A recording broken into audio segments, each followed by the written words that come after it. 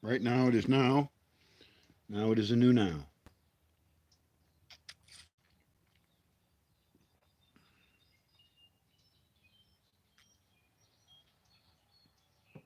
That's really weird. Well, it's October something,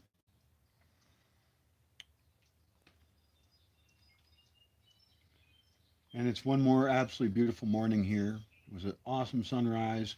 I can officially say sunrise is over. I guess I should define what over is for sunrise. I guess it's when the sun is no longer going to make distinct, interesting patterns of a morning like way in the sky. In other words, there's sun coming through the clouds above you, and that's one thing. It's very simple. You don't get these crazy colors. It's not like sunrise and sunset all day, right? And so when you can officially kind of say the sun has passed its colorful phase in the morning, I guess sunrise is over and it becomes daytime and it's just a sun behind some clouds occasionally. Or like today, there's not a cloud in the sky except where the sun came up down by the lake, and it is going to be a full sun day. Not a Sunday. It's not Sunday. It's Thursday. But this is a whole different time of the year, and this really changes things for me. The thing is that everything here that we do, and this is a philosophical thing, really, it's an attitude thing, must be adjusted to what the sun does. We should be sun worshippers in that sense. The sun is the greatest God in our actual real lives that affects us every day, and of course, the climate that affects its relationship with us, clouds, etc., and then seasons, of course. But we can design our entire lives around building buildings. Architecture is an obvious one where everything should be passive solar. There should be no reason you should ever build a building that can't be heated and cooled by the earth and sun. So you need to put no energy into heating or cooling it. That's just, you built it wrong if you built it that way. And I don't think I sound like an asshole for saying that because if you don't like the idea, you won't do it anyway. So who cares what I say? It doesn't matter. But I'm offering that as advice to civilizations that wish to survive is dig in and also use the power of the sun. And don't include any machinery in that. Design the actual building to capture and use the sun, the heating of the sun and cooling of the earth. It just seems so obvious to me. And the only explanation I have is I asked when a great friend of mine, a guy I respect a lot, I asked him, why don't people dig in more? Why don't they build these earth homes? And whether it's earth ships, that's one option. And I think, people get really excited about earth ships and they think that's the solution.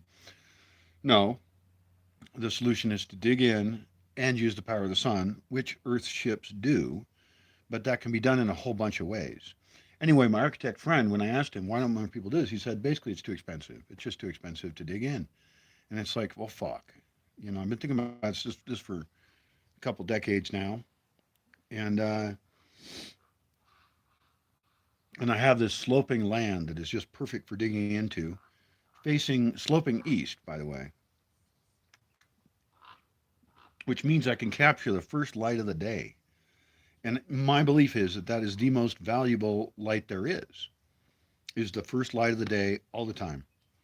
And here it fluctuates what you get, on a given morning. Like here, the earliest of morning didn't have a bunch of, light streaming into a building you might build to capture that eastern light. Um, Southeastern is a really good option. But the point is that light, that power of that radiation, comes at the coldest time for you here or where you are.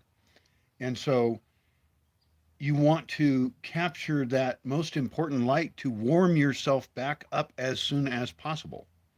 I don't know if there's any animals that do this or if there's any biomimicry stuff. People love that stuff, and it certainly is cool. But my point is only that I know how I can make a place be too hot here, I believe. I'll just go out on a limb here, okay? I'm just making this up now. I believe I can make a morning spot that is too hot, and that should be the goal. I should try and make the hottest one I can, and that means you know, full capture of as much sun as possible. Out on the deck in front of it that is outdoors, there should be two white walls that are angled exactly to um, channel more light into the windows. Those could even be mirror painted, or they could even be mirrors. Fuck it. Outdoor mirrors are luxurious. That'd be cool. What if we actually funneled more light into that wall, which was, um, I think, just for impressive effect? It's tempting to make it all glass, like all double pane glass. On a pragmatic level, it is probably better to have the lower part of it be actually a thick straw bale wall that doesn't let heat out. We're trying to get heat coming in and not going out. And so below this building on slope, I'm imagining right over here at the view, would be solar evacuated tube solar hot water heaters, which feed into a PEX tubing system that water moves up into the building and out of the building. And it's tempting to put that in the floor. I am tempted to have a space beneath that part of the building, the part that we want to heat up, that is just experiments in heating shit up. In other words, a basement that is only devoted to moving heat into the building in a variety of controlled ways so that we can experiment with that and learn from it. It's really an important idea.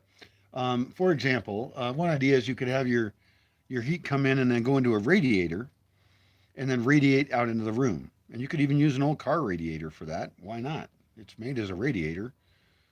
You might be able to get them in junkyards. I don't know. Um, I am imagining using water as my liquid in these systems, and I realize that other people have recommended other liquids. I don't have any of those other liquids, so I'm going to go with water. I'm going to figure out how to do it correctly with water because water is the liquid that I have. And I'll certainly read about other, liquids if they're interesting. But no, I don't want to buy anything from anywhere else. I can use fucking rainwater.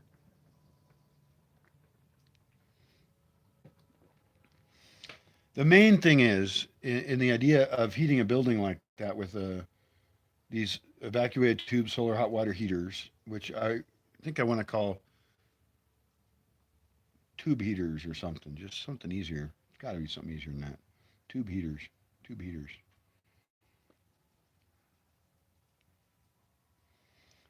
Is to move it into a thermal mass. And that's because you're trying to move heat from the daytime into the nighttime.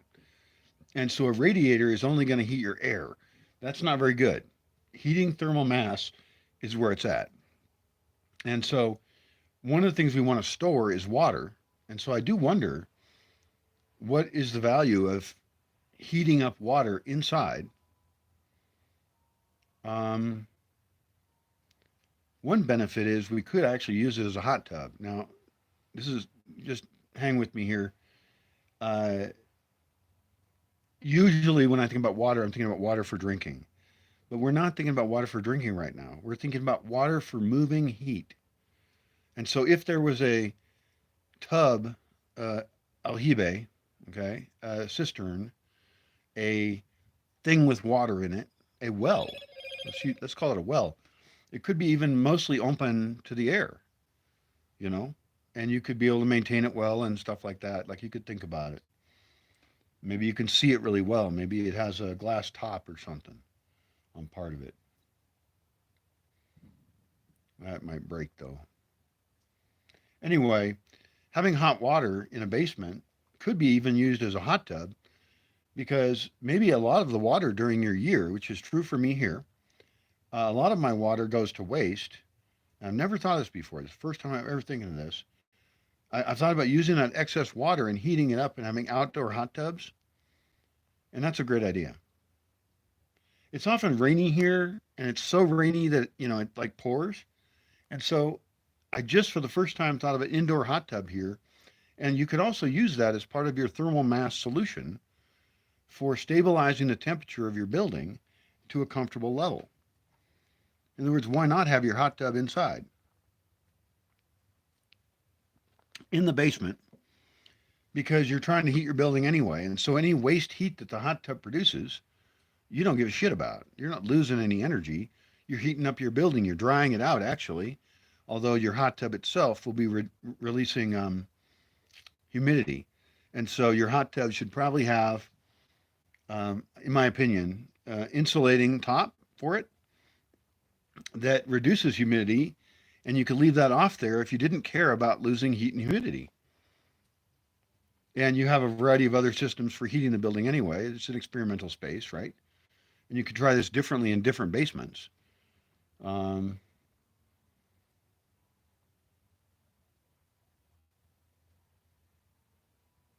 Basements designed for heating buildings. It makes total sense.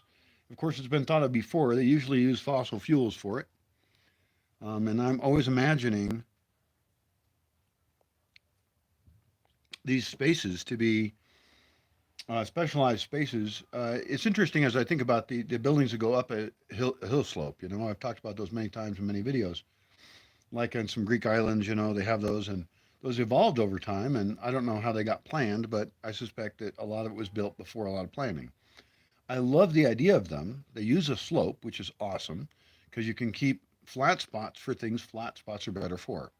And people sort of like slope a lot, and in the sense that they like skyscrapers, they like taller buildings, economically speaking. And I'm not saying lifestyle wise that they like those because they don't necessarily, and they're built horribly in some cases, and you can hear your fucking neighbor. I don't want to hear my fucking neighbor. I might like my neighbor. I could love my neighbor, but I do not want to hear them. So the idea of these buildings built on slope is sort of like a skyscraper, but it's all much more literally grounded. And it's built into the ground. It's dug into the ground as far as we can dig so that we can get things like root cellars. And in this case, what I'm imagining is some experimental spaces to begin with that just look at how can we capture heat and heat up spaces. Now I need this for a couple reasons. One is I want to get people up in the morning. Like right now I'm having a beautiful morning out here. I've got my coffee with me that I finally made after getting really cold. I'm broadcasting live to the internet to unknown people, some of whom are awesome people. And thank you for being a person watching and supporting in whatever way you'd like to. Thanks for being a person who makes my world a little bit less lonely. And of course, please do leave kind comments. Anything rude or stupid is not interesting, so you should focus on people because I try and be as polite as possible, and I try and offer the best thoughts I can offer for free to the universe. Um, and That's what I like to do. So if you don't like it, be nice anyway, and consider that you may agree with me later. Who knows? In a way, that's a rude thing to say, unless you do change your mind. Now, my mind has changed in my life, and uh, and it's also remained remarkably consistent. So I don't like it when people tell me, you know, go reread something, pray more to whatever God that they suggest, or do anything that they think I have to do for my salvation and knowledge and being correct by agreeing with them and what they think of. In other words, I have my own thoughts and they have changed, but they're not going to change because someone's being rude to me. That's why I don't like it when people block roads to protest.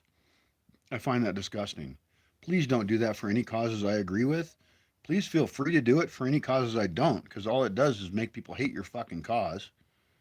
Dumbass. You're attacking the people's roads? I mean, what is the most common thing we all need that we share is roads. And it is a rude action to block everybody's roads because of your fucking issue. If enough people agree with you and it's a grievance with a other group of people, get your group of people together and preferably don't go armed, but you know, you do what you got to do and go take care of the problem people. If you're protesting something the government's doing, Go to the fucking government buildings and block those, okay? Don't block the public roads. You dumbass, shit ass insult. I'm not very good at insulting. Just please fill in your worst insults for you or these people here. Um, it's almost like you're being paid by your opposition to do the stupidest thing you can possibly do for your cause. If you're blocking roads, I already don't like your cause. And if you're blocking roads for a cause that I do like, views that I also hold, please fucking stop it. Although no one ever does that for the views I hold because I hold views that are very freedom oriented and they wouldn't go block innocent people's ability to travel along a public road for things that they think are important. And it doesn't fucking matter if you think it's important. It doesn't matter if it's a woman having a baby in a car or an emergency. People say that like, well, you shouldn't do that because there might be an emergency person. Hey, everybody's a fucking emergency person. Everybody wants to get the fuck where they're going on the goddamn roads. That's what the roads are for. And for anyone to fucking block the road is very questionable. Now, there are potential exceptions. I'm not a total asshole. I mean, if you really are overthrowing the entire government, first of all, that's just one action you'd be taking, and you'd take a lot of other ones, and you wouldn't be carrying signs; you'd be carrying guns. Read some fucking history, dumbass fuckers, and get the fuck out of the road. I shouldn't talk too much about social change because it's a difficult topic, and I've studied a lot of it for many countries and many places, not all of them. There's holes in my knowledge, big ones, but I am more knowledgeable than most people. I took classes in college and I also read books. I used to read voraciously physical books that I would get out of used bookstores in the University District in Seattle. I collected lots of them. University District in Seattle. And I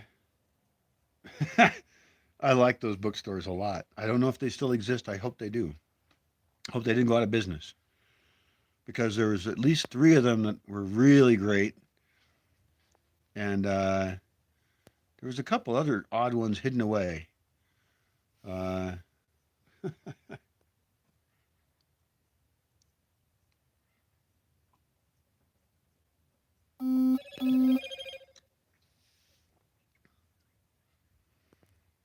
yeah, I love books.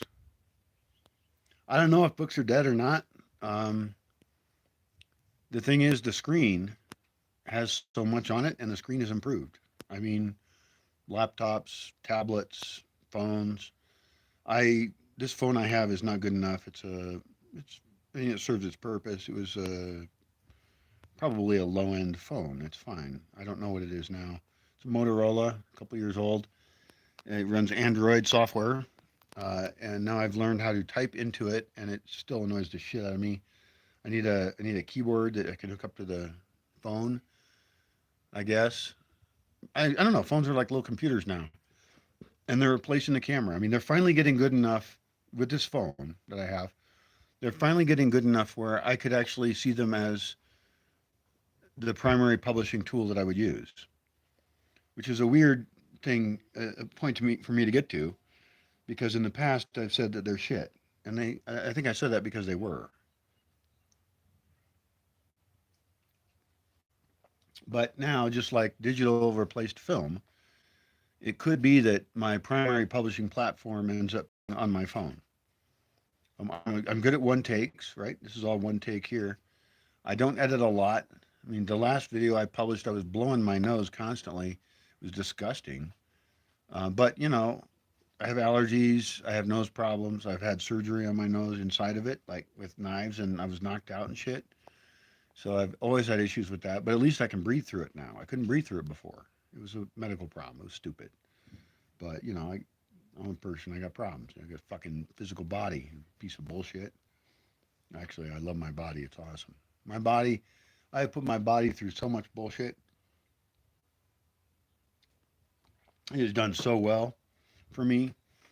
Even though my legs broke, which wasn't my body's fault, by the way. It was my fault because I leaned out too far over a roof to get a better angle for shooting some people having a party. with a video camera, not with a gun. These are people I think are good. So I like to shoot them with a video camera, and they like it too. So anyway, but my body in general, like even like my body on this whole fucking broken leg bullshit.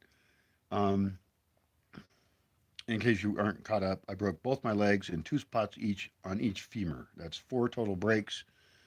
Very clear on the X-ray, and resulted in a whole bunch of metal getting stuck into my legs with doctors in a surgery place, and I was high on drugs and stuff. It was really cool, but not something I would recommend. On the other hand, fuck it. I mean, all my life I've taken crazy risks. All my life, I've always done not dumbass crazy things. Okay, I'm not a dumbass. Let's pour some more coffee over here. I got my cool thermos of coffee. This is awesome. Oh yeah, this is fucking luxury. Anyway, all my life I've taken these massive risks. I mean, not dumbass ones, but I just never took the easy path. I think there's some poem about that, but I don't give a shit. Weighs in a wood or something.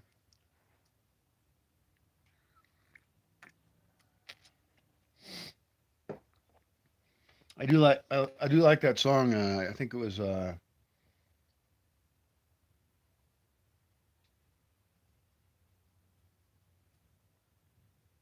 forgot the guy's name. I'm not a huge fan of knowing names of musicians, but I like that song. I did it my way. Um, Frank Sinatra, maybe. I should listen to some shit by that guy. Um, which is funny because he's not of my generation or anything to do with any culture I came from. Really, I don't come from the culture I theoretically came from. People are often confused about that by me. Um, I'll try and describe that if I remember it in a few minutes. But anyway, I did it my way. I like that song a lot. I think it's cool, because we need experimentation. We need people to do things their own way. And there's two ways we can go with society, which also means like thousands of ways and stuff. But, whatever. It's fun to break things down in two ways. We can go with freedom or group thought.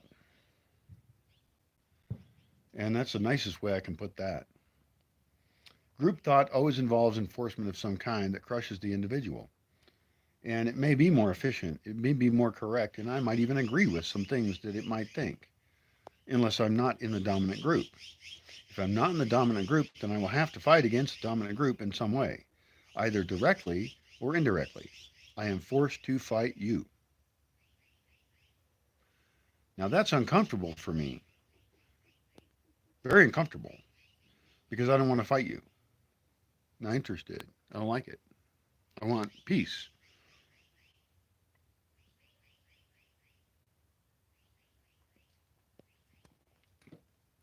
So every law, every rule that we make sets us up, especially if there's a violent possible enforcement of it, or a law, or really a rule too. Like here in the Bosque, I have rules, and I've been talking a lot about rules lately in some videos. A lot of those I'm publishing privately because they're on sensitive topics and they're about how we can live together. And I'm not an expert, but I know a lot of stuff, and I can certainly say some stuff that will make you think about things. That's what's most important is we think together. You know, the topic apparently being this huge conflict between freedom and I would say cohesion. So many people I know are very much fans of violently enforced cohesion in various forms. And I believe that that is inherently, absolutely, and completely dangerous. We should force people to do the least amount of things that we can possibly do. That means smaller government, it does. And a lot of functions can be handled at a more local level. Really. They will get fucking handled. centralizing any kind of um, service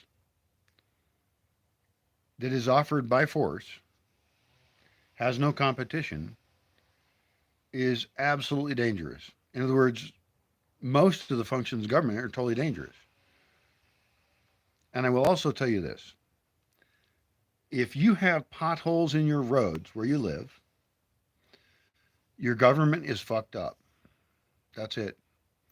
It's like a signifier, it's a signal of a fucked up government, is to have potholes in the roads. Because what is the big justification for government in the first place? You got to start thinking of justifications if you want government, right? And one of them is always, oh, well, we got to have roads.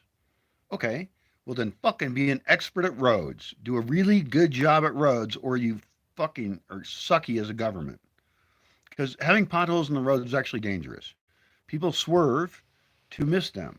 They swerve sometimes when there are other vehicles, or they hit them and they could damage their tire, or who knows, if it's a big enough pothole, and I've seen some big ones, it could damage the axle of your car. I mean, it is good to slow people down. It does work for that. It's like a tope. That's the speed control here is potholes and topes. Just have a mix of those, and nobody's ever going to speed too much. I don't agree with that in rural areas. Put in topes if you want. That's a controversial topic. I'm not a huge fan, but I understand why they exist.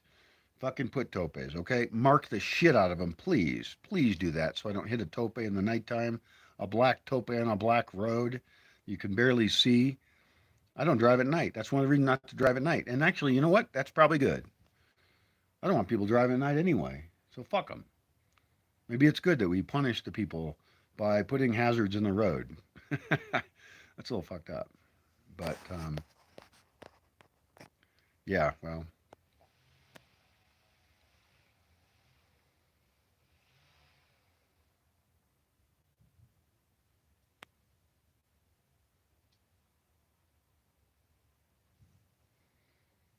goddamn beautiful morning.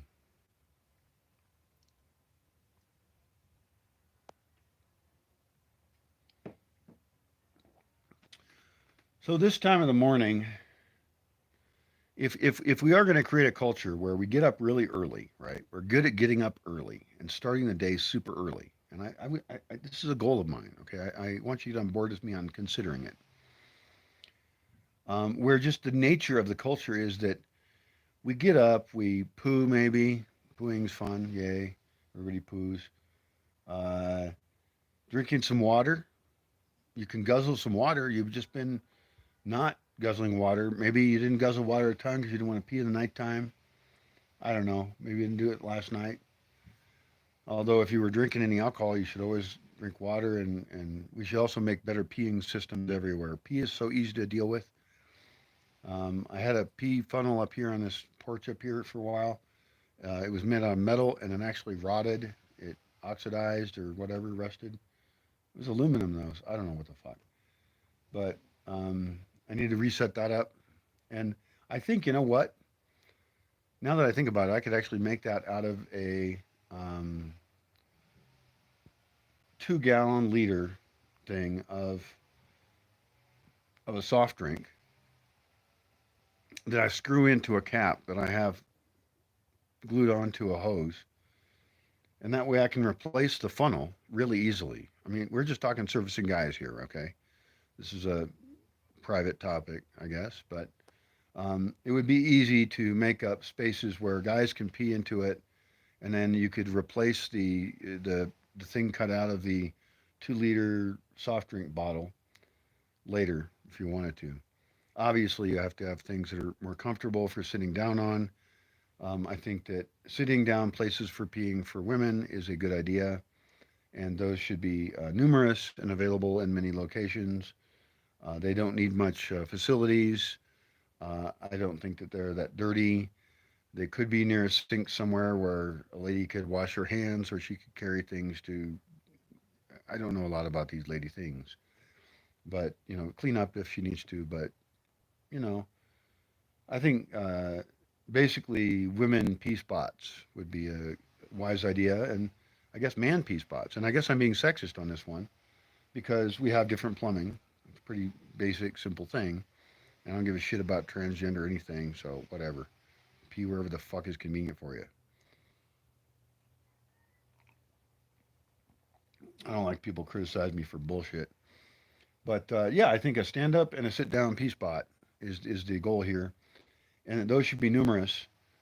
And that will also probably increase the intake of liquids because I think also, especially women, I mean, well, it depends on men where they live. You know, if you live in a city, you can't just pee anywhere, right? But here, you can just pee anywhere because it's a fucking forest, and whatever plant you pee next to is going to probably appreciate it.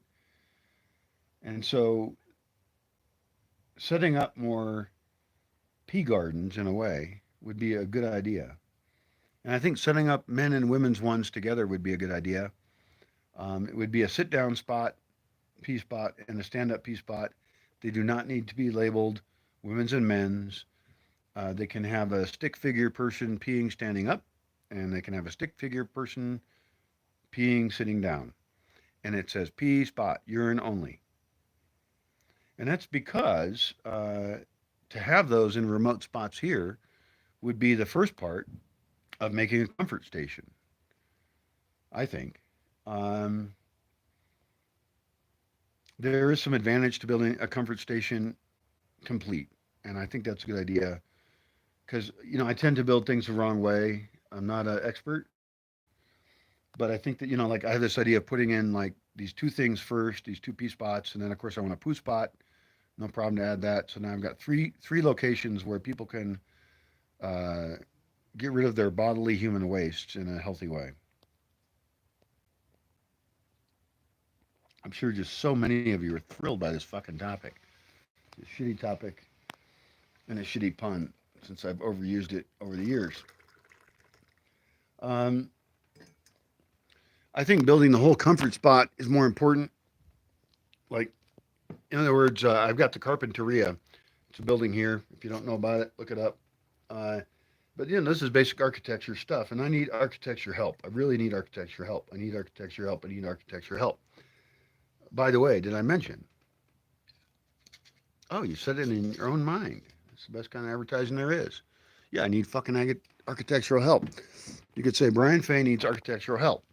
I would like to hook up with some anybody who's ambitious architecturally. Okay, and this could be retired architects. I know one who's I don't. Oh, he's not retired. He's still working. He seems real smart, and he's got a house down here in Aronga.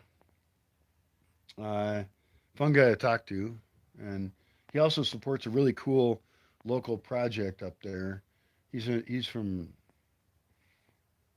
Atlanta, Georgia, or I don't know if he's from there, but he lives there. And he supports this really cool project to preserve the work of this crazy artist guy who made cement, ceramic-y, sculpture spaces or something. I don't know. I'll put a link to it in the description, or you can mention it. The guy's name is Will. I don't mention people's names a lot because I try and respect their privacy. Um, I should actually ask him if he wants to do a podcast or something because I love talking to architects. My other architect friend is in Seattle. He's an awesome guy. I got a beautiful family. He's like, if I was a sane person, I'd want to be him. You know, if I was a different kind of person than I am. Um,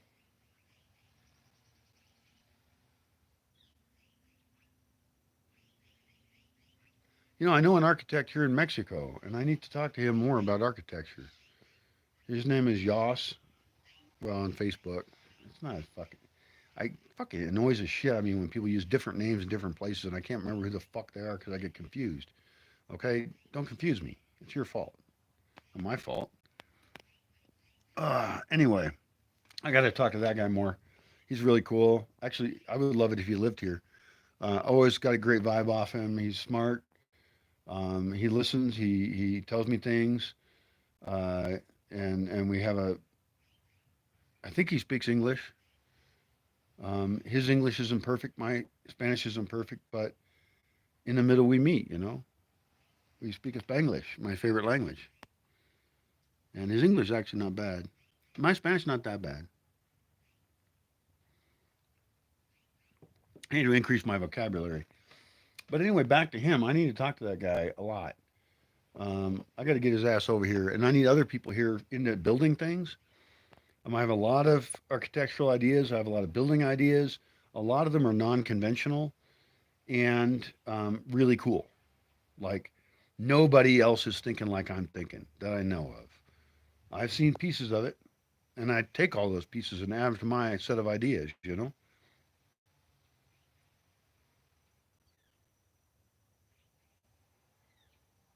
But now I'm thinking about butts. Oh, I swear to God, I'll never grow up. Thank God for that. Thank me for that. I am God. And no, I don't think I'm actually God by any Judeo Christian standards. By Judeo Christian standards, there clearly is no God. Duh.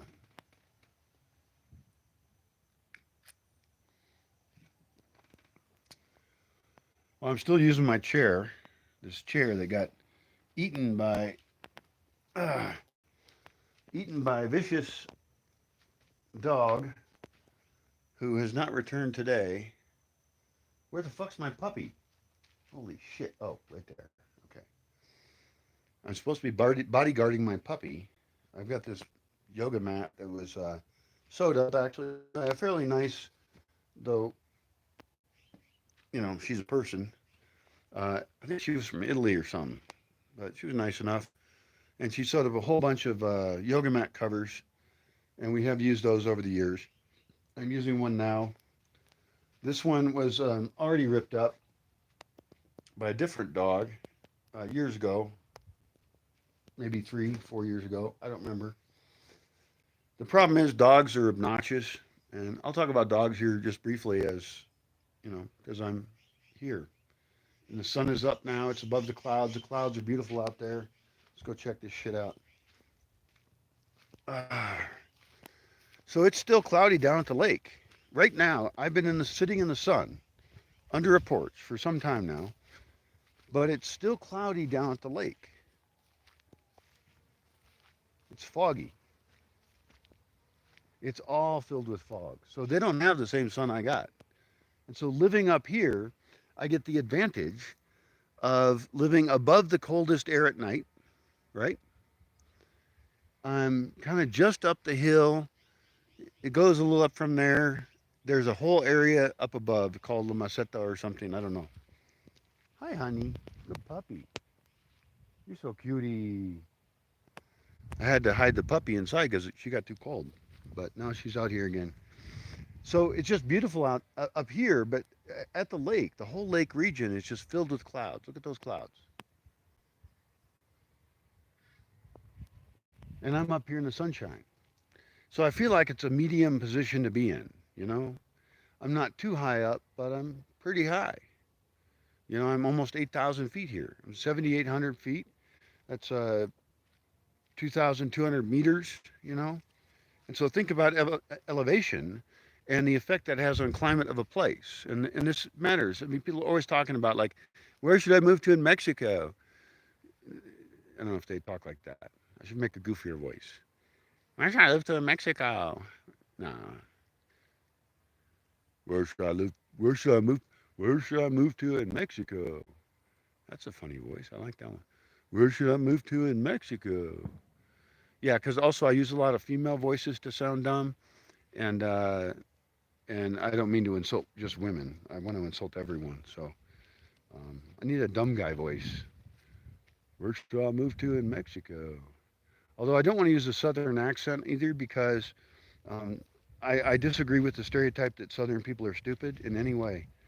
It's just a way to talk, and I think it's geographicist or something, or linguistically linguisticist or something. It's just rude.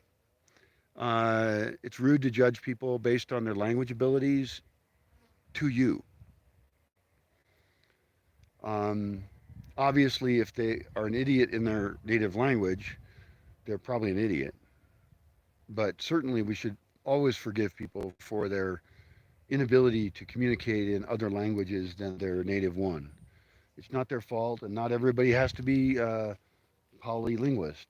Uh, person who can speak more than one language or something. A polyglot. Polyglot sounds cool, doesn't it? I think polyglot means. Doesn't that mean that you speak a bunch of languages? I think that's impressive. It does not mean you're smarter. It means you're good at languages, and you're totally cool. And I think more people should be polyglots. I'm all in favor of it. I'm especially in favor of language fusion. Spanglish is my favorite language. That may be slightly controversial, but it shouldn't be. I agree with me completely. So really, conversation over. Why bother to talk about it if I've already got it all figured out? See, that's a joke, and I'm funny. I don't think it isn't that I don't have a great sense of humor. I have a great sense of humor. It's that people are too stupid to get my jokes. But then again, people don't like to be called stupid. Hi, honey, you want to come up here? Come over. Come on. Either come over or don't. Come on. This little dog is fuck, Frida. He's a little weirdo.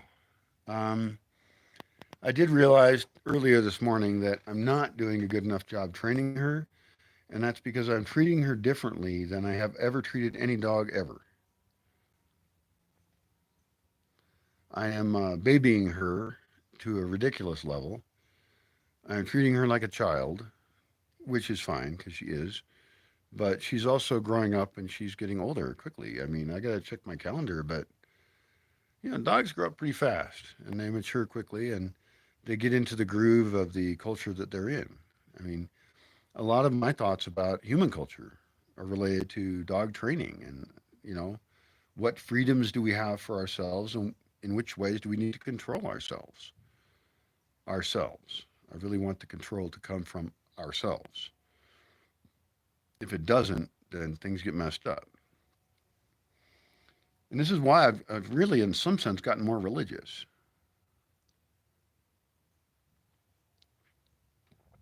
And that statement probably would get the interest of anyone who knows me well, since they know I'm kind of anti most religious things.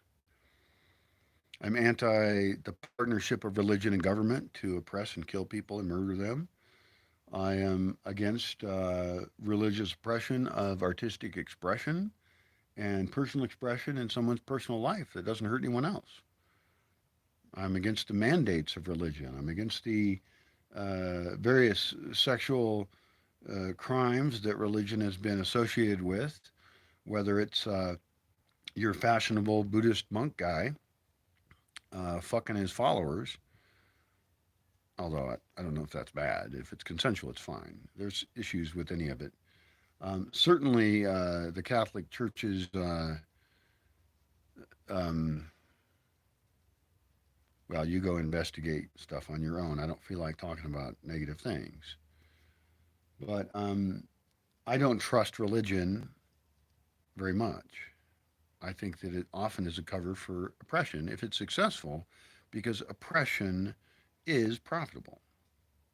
And that's something we got to admit. We got to say that. The partnership of organized crime and government is a perfect example.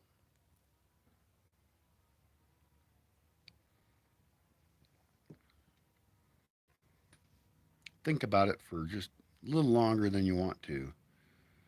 But the partnership between organized crime and the government is massive. And sometimes religion is organized crime. It depends. Things vary. Uh, Business itself can easily become a force of oppression because they have resources and they would like to continue things going their way. And that is something that, as a society, we should absolutely reject. We must absolutely reject that.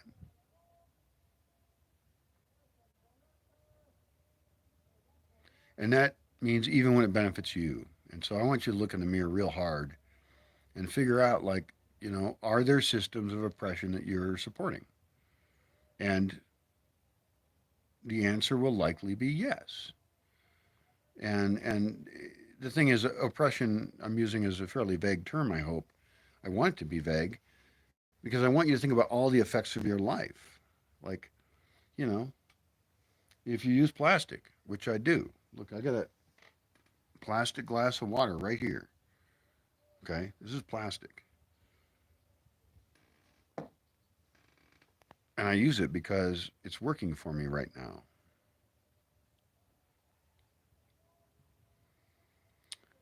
I'm not an idealist.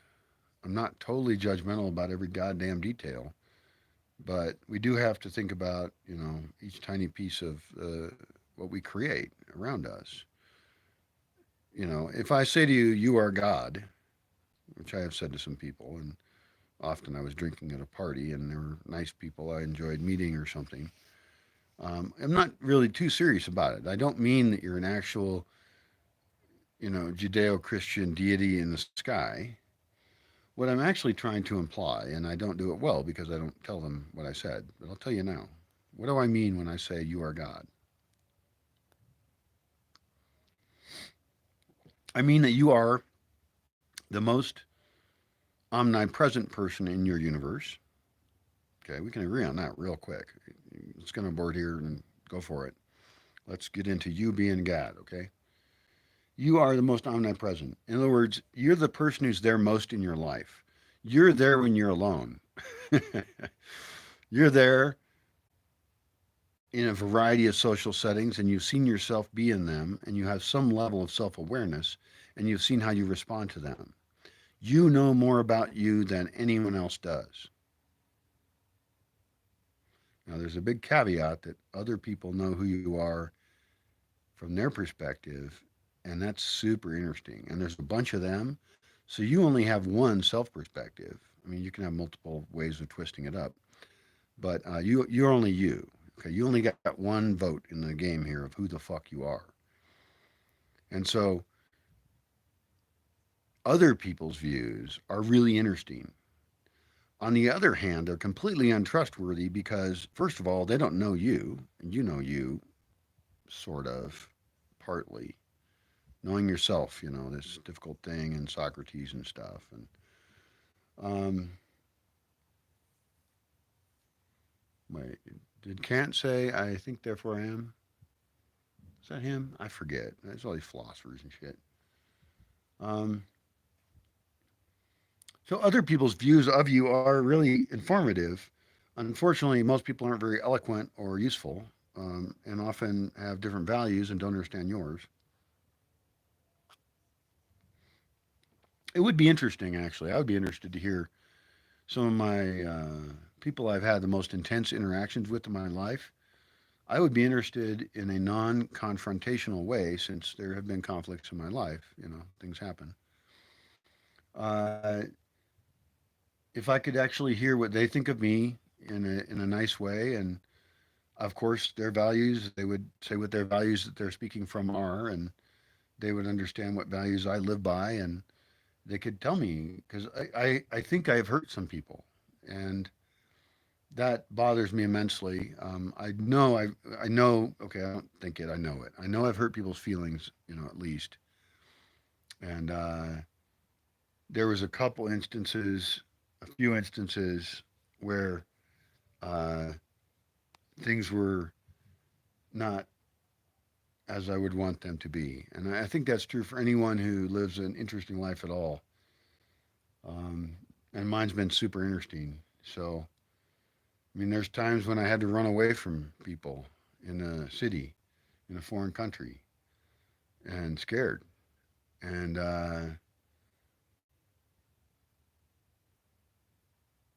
there's been a lot of odd times. Um,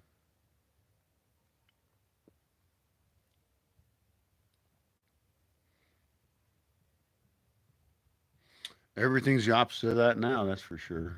I love my fucking life here. I do want to share my life here with people. I have been recording videos about rules here and customs here and what I envision for here. Because I'm not just thinking, okay, come on by, dumb fuck, live for free. I'm your new daddy. Can't do it, man. I can't do it, woman. Uh, I need everybody here to be on board with making this place survive and thrive. That's what it's got to be about. Uh, I need associates, not children. I should have had children probably because now they'd be old enough and I would have propagandized them enough that they would be soldiers in my fucking army to build a new world. That'd be cool. Nah, no, I made a good decision, I think. I still agree with my decision not to have children. It's a major issue for me. I like kids a lot. I envy, in a good way, not a bad way, I envy the relationship people have with their children. I envy people I meet who like their parents and that they had a positive upbringing, you know. And it's not that I had a bad one, I just had a different one. And I'm a weird dude. It's my own problem. Everything's my own problem, you know. I don't complain to people about my shit.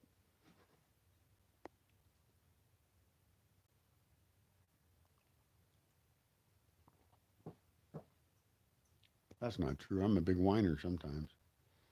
But I got a cute puppy. Look, she's over there in a little ball, sitting in the sunshine. She is curled up to conserve her body heat, and that's because where she should be sitting is on my lap.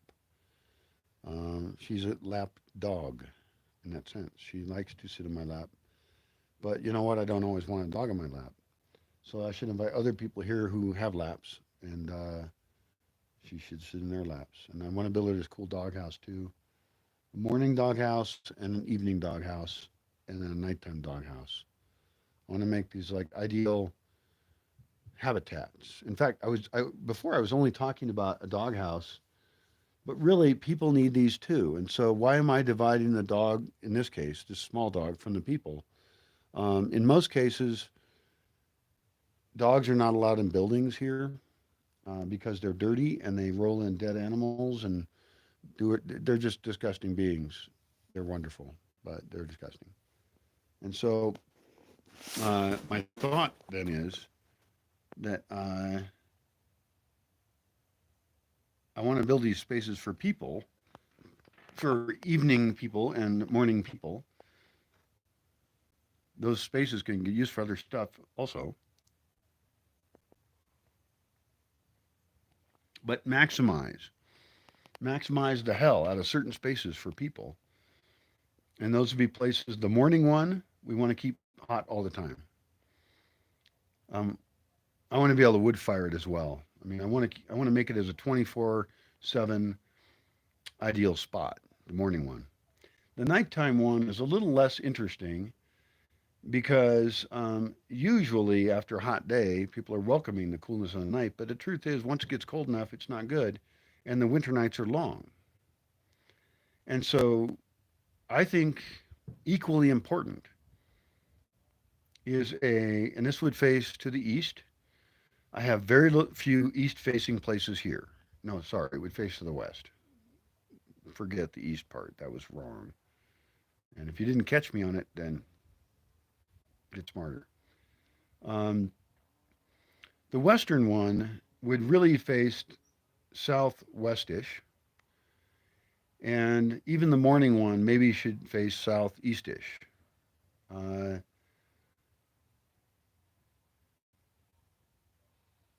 every spot has its own reasons for being built the way it is. Now, I don't have a lot of places. I don't get good sunsets here. You know, I don't at all, and that's because there's a big mountain over there that the sun goes down over, and so sunset happens here about 2 hours.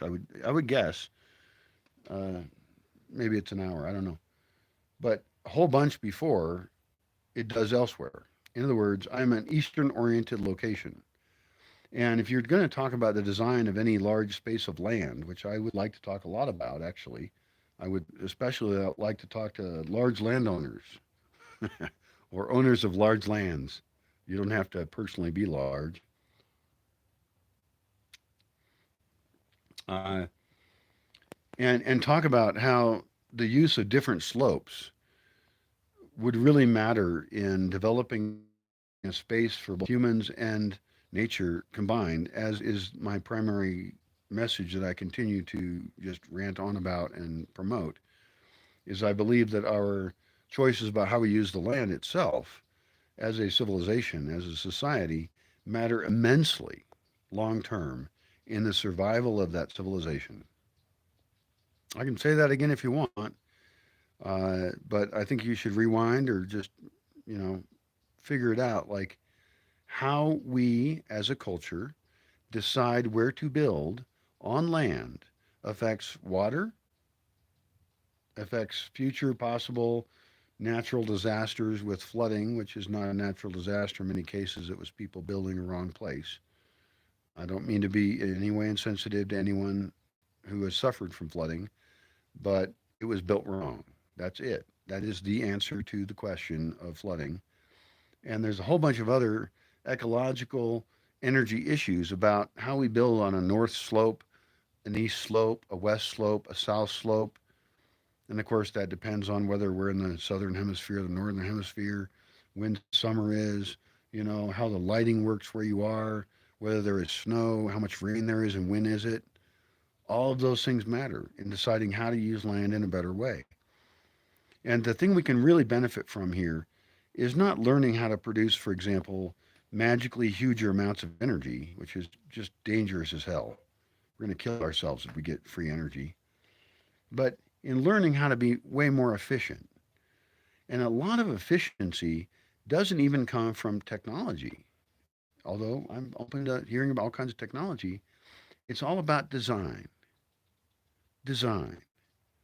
In this case, architectural design at the level of city planning. Like, where should there be buildings at all? Where should there be buildings in any way? And exactly what kind should they be? The way we have done things is not the way we have to do things in the future. We have options. We're smart monkeys, apes, whatever. I guess we're apes because we don't have tails on us. I guess we have tail bones, right? It's a residual attribute we have in terms of our DNA left over from being vaguely related to monkeys. Do bonobos have tails? Are they apes or monkeys? I don't know. Supposedly people are a bit like bonobo monkeys, or apes or whatever they are, bonobos. If you don't know about them, read about them. They're horny, so they'll fulfill some of your animalistic porn needs. Um, and they're very social, strange animals.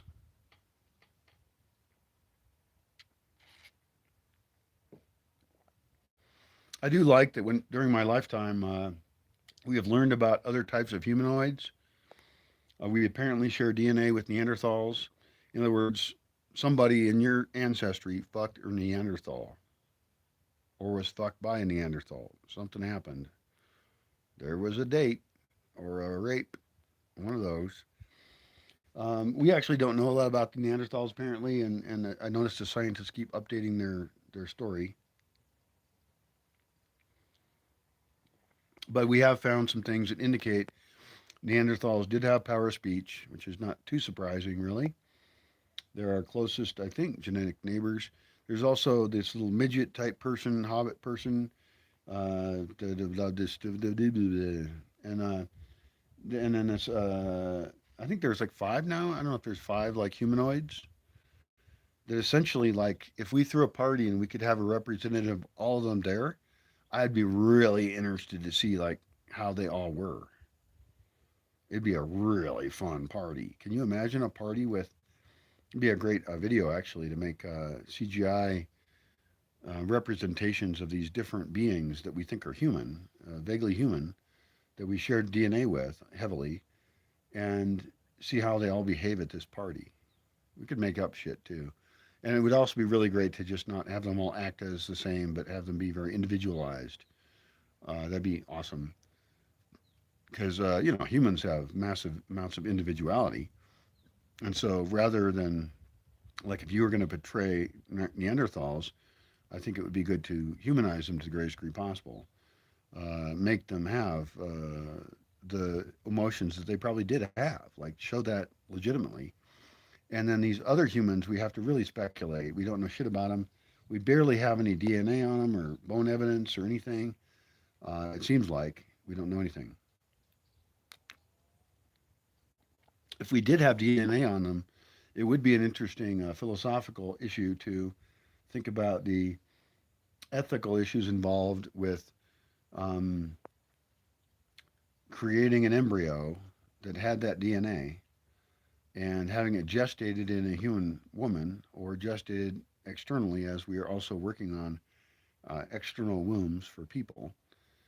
So the point is that if we could learn how to gestate one of these other types of humanoids, I don't know what they're officially called, and I apologize to everyone I'm insulting, but since most of the species I'm talking about are extinct, I don't think it's worth your time to run around with a sign telling me what a dumbass I am. Anyway, so the idea of reproducing these humanoids is something I haven't actually heard talked about before, but I'm interested in the topic. Uh, I would be in favor of it. I would be in favor of doing that. My concerns about genetic engineering are generally related to wee beasties, tiny beings that like will destroy us all, modified diseases, really modified anything that's small. If it's big, we can kill it. That's I mean that's the simplest, nicest way I can say it. You know, if I was able to clone Besame, my best dog I ever had, and a favorite of mine, and many people back in Seattle. Like a lot of people met her, and she was just so nice, and she enjoyed a good party. And when she was partied out, she just lay in the middle of the floor in the living room. People would just walk around her. I thought that was cute as fuck. It was beautiful. And a lot of people who didn't even like dogs liked her. So if I could clone her, which I can't because I didn't keep any DNA samples, that was dumb. But if I could clone her, I would. If it was economical. And I know that she would be a different being because she would be like a twin of her, a twin. It's the same as twins. Clones are not confusing, okay? People get confused by the idea of cloning. I clone plants here all the fucking time, like all the time. I have thousands of cloned plants here. It's not my ideal for some other reasons about genetic diversity, etc. But for some things, that's just what I'm going to do. And so I'm not worried about cloning things like my dog. I'm not worried about cloning endangered animals. For example, the woolly mammoth could get cloned. Uh, I actually wouldn't be a clone necessarily. The first one wouldn't be a clone. You could do it more than once, and then you wouldn't have all clones, and then you would have less of an inbreeding problem. There could be various issues. I mean, your ideal is, of course, not to clone one woolly mammoth, is to clone multiple. I would hope, and recover the genetic diversity of these species. And you ideally would have them. I mean, this would be a huge milestone. Would be to have woolly mammoths actually a male and a female mate and have a child. That'd be impressively amazing.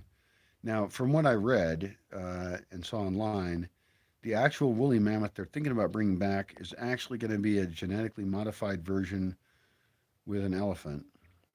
Um, and they're going to gestate it in an elephant anyway, which is necessary. I hope they can do it. I don't care what they can do. I'm just impressed. I'm totally impressed. I don't do those kind of experiments here. I do experiments with plants. They're easy. They don't run around a lot, and they're not huge. But I would love to see a woolly mammoth in my lifetime. I think that'd be cool. Or even video one would be just great.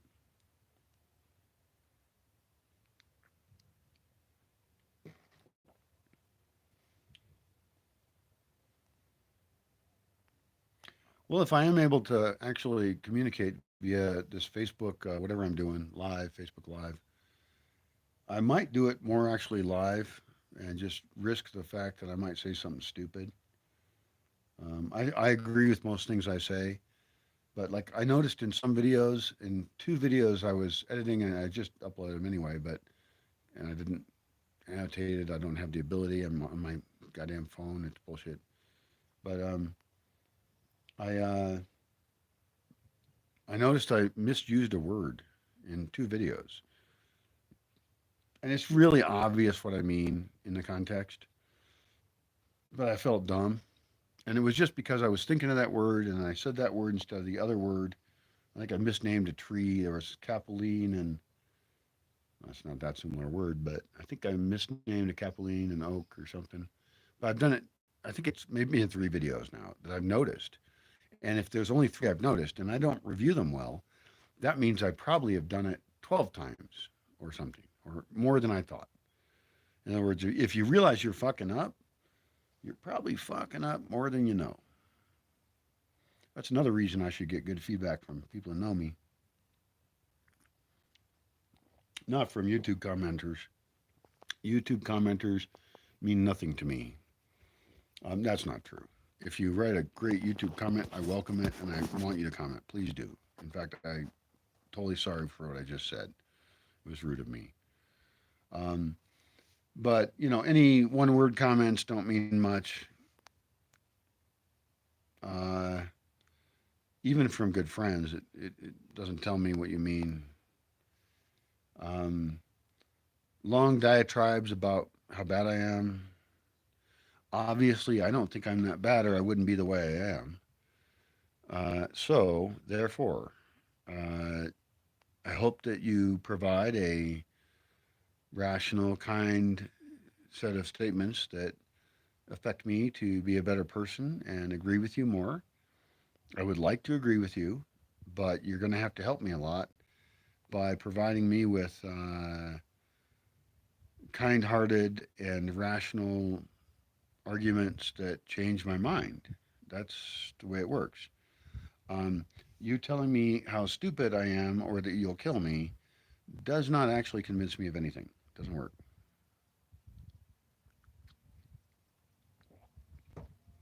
And that's probably true for everybody else. And that's one of the reasons I try as best I can. I mean, I really try to be kind to all people, and realize that we are living in such different positions in reality that, I mean, it's insanely different. And I think we can travel better. There are people who think they're travelers and they're tourists, and I insult both groups, tourists and travelers. Uh, I don't know the difference necessarily. We could define them, I guess, but words like that, everybody's got their own fucking definition anyway. And so, what's the point, right?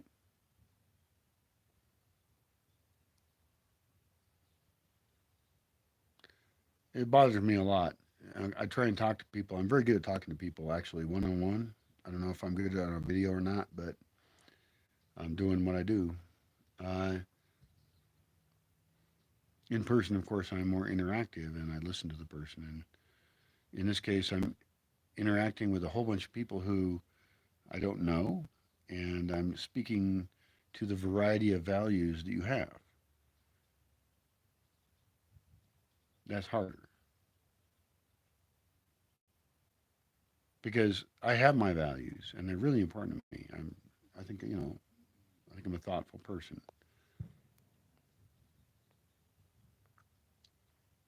but I'm always extremely conscious that I'm speaking to people who have extremely different views on a whole bunch of issues than I have. And so I want to be respectful of that, and I want to have the most positive interaction we can about figuring out what's better, what's good in any way. That's it. That's all I want. I'm pro good. If you're not pro good, then I'm against you, you know? And if you've already decided that some other group of people have to suffer for your identity, well, I'm probably against you too. I want to create a coalition of people around the world who believe in good, um, and I understand that what good is confusing for people. It's confusing.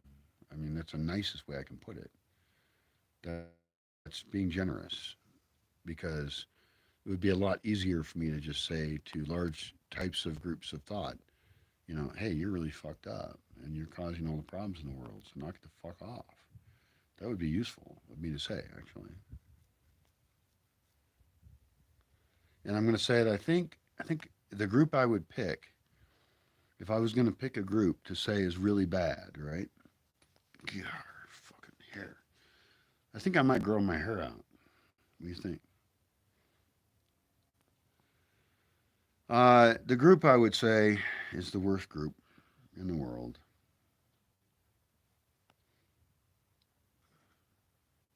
is humans.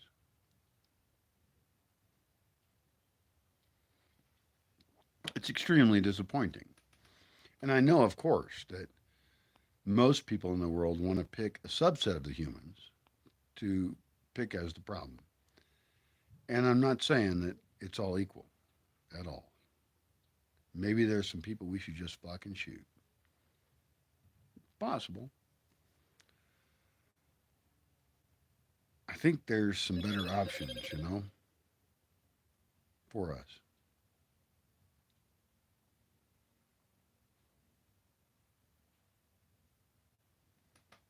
God damn, what a beautiful day. I should update you on that. This originally was a sunrise video, wasn't it? I think so. What's happened is that I thought today would be just all blue sky. And you know what it isn't? It isn't all blue sky. I was wrong.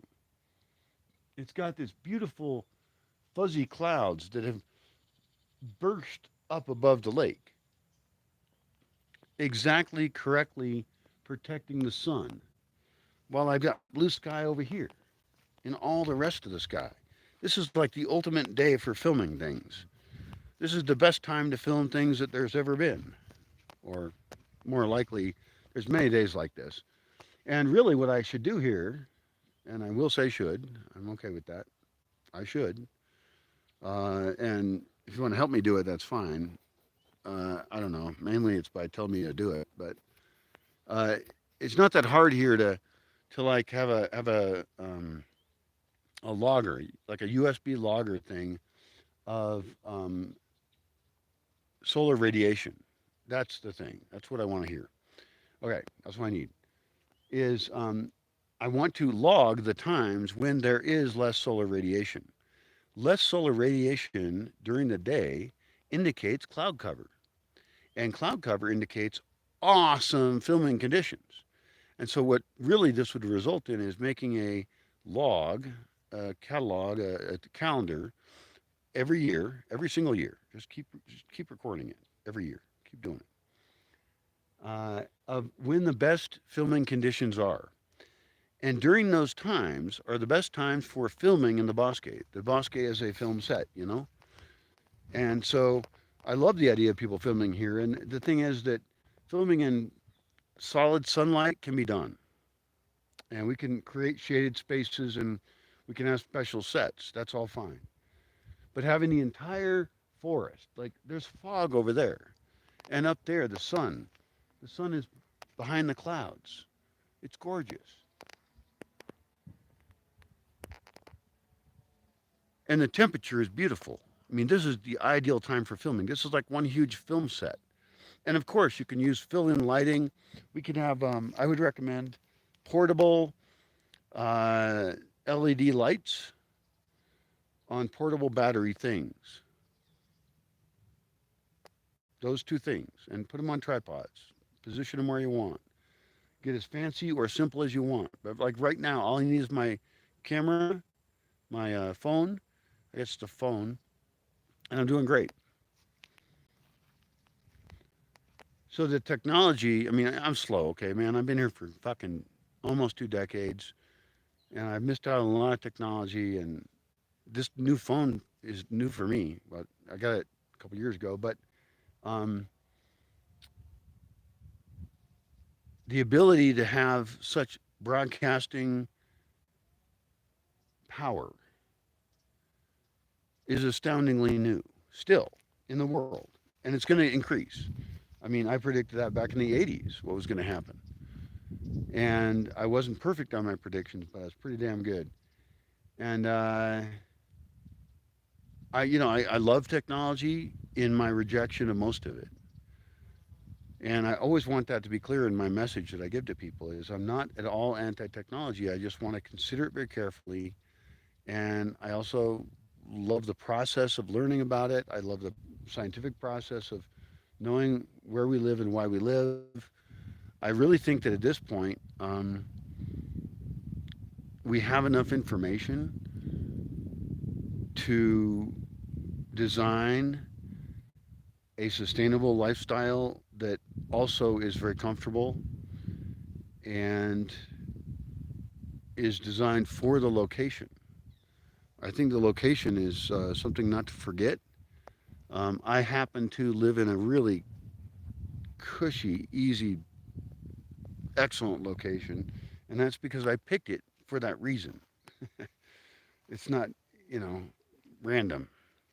Now it is random. I did not know that Aronga was such a cool town. I had no idea. It's a great town. That was just luck. I Before that, I had never even eaten a torta there, and I just happened to get lucky. And of course, my other local relations have been wonderful, and I am part of that, because I'm a nice guy. I just had a great conversation with a lady in town the other day, yesterday, and oh, my coffee's cold. That sucks. Cold coffee. What a tragedy.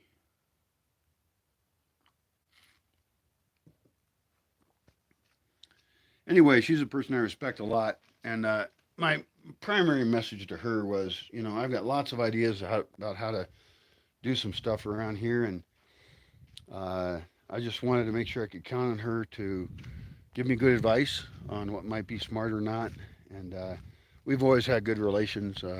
She's given me some cactuses, and um, I'm giving her some plants, which I need to actually give her. And then I'm going to give her some firewood. She runs a kitchen, and she's super nice. Uh, Her son is also a really cool guy who just got married, and that's weird. He got married up in California. Although now he'll have U.S. citizenship, which is cool because she's I think, dual citizen probably. I made that part up, but she's got U.S. citizenship in any case, and they're getting married, and so I guess I'm real happy for him. I'm not a huge fan of marriage, but yeah, do it, dude. He's a great guy. So congratulations. This is such a beautiful morning. You have no idea. Well, you have some idea. I mean, look how pretty it is. Look at that shit. All fog in the trees, and it's already like the sun is way high in the sky. It's like been hours since sunrise, and everything here is like a studio for photography. And so, if I was going to design such a calendar, right? This idea of making a calendar of when the lighting is the best, natural lighting is the best, that would actually be useful to production teams making video. It would be useful to me. Although I already live here.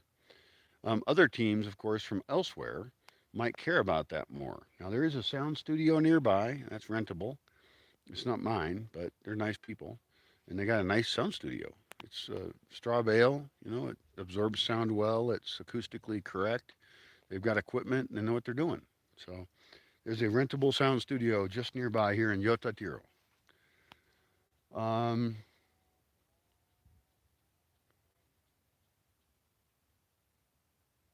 Here in the Bosque, I guess such a calendar would be really useful. It's a calendar of, and it can all be automatically done by a machine.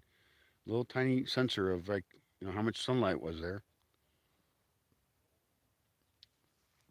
It should measure it hour by hour, and so we can actually see then uh, um, the what the best times of day are to film here, and when those times of day are during the year,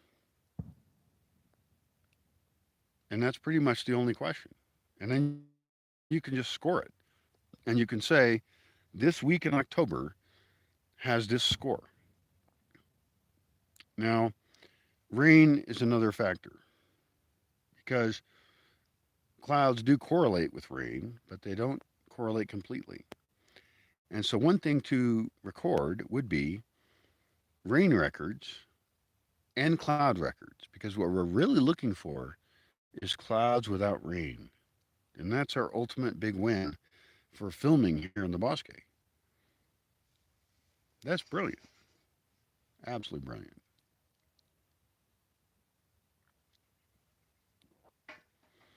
Because again, we're adjusting ourselves to the sun and the sky. Not in any pseudo mystical way, although there is really cool mystical shit going on in that grove of trees over there. Some literal mist. That's pretty mystical. God damn. Can a place be prettier? Yes, it can. I've been to some pretty places. But oh my God, it's so nice out right now. Even over there, these trees right there, they're just right there. That is as close as the toilet is, and they're all foggy. Oh, it's just beautiful.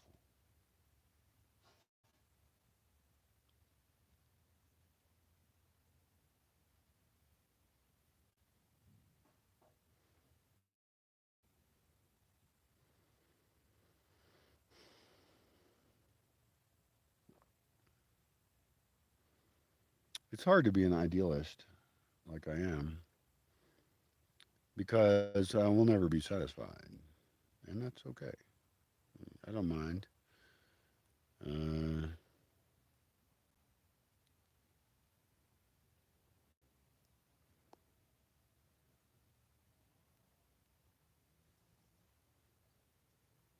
I just have to do a better job, and my job is to communicate ideas and thoughts, and hopefully people will use them for good. That's it. I mean, I think my job is to be a philosopher,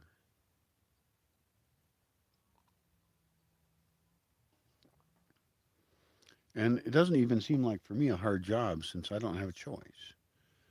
I cannot not be a philosopher. I will be. I can't shut down my mind, and I question everything by default. That is what I do. It's the nature of who I am, and um, I hope it's a service to many people. I hope that people benefit from whatever crazy thought I think of, and maybe some percentage of them are brilliant.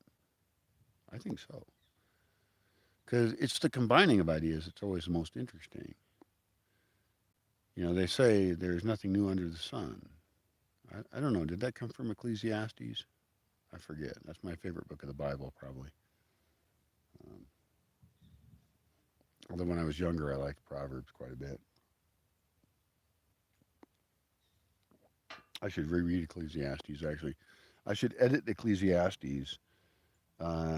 This is a great idea because I did reread Ecclesiastes a while ago, like, I don't know, 10 years ago. And it was like, okay, wow, I see why I like that. That was cool. And I don't agree with everything in it. And it would be fun. It's a short book. It's real short. You should read it. Read Ecclesiastes in the Bible. It's fun. And uh, and I thought to myself, there's just parts of it I don't agree with. I mean, I completely don't agree with them because of obvious reasons.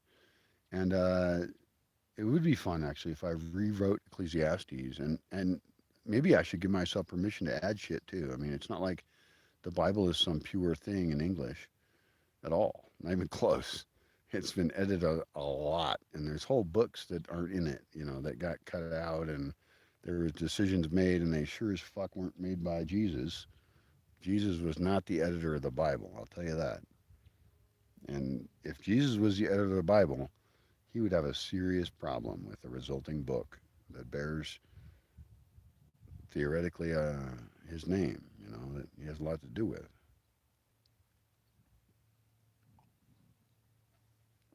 And if there was a God, God would not be happy either.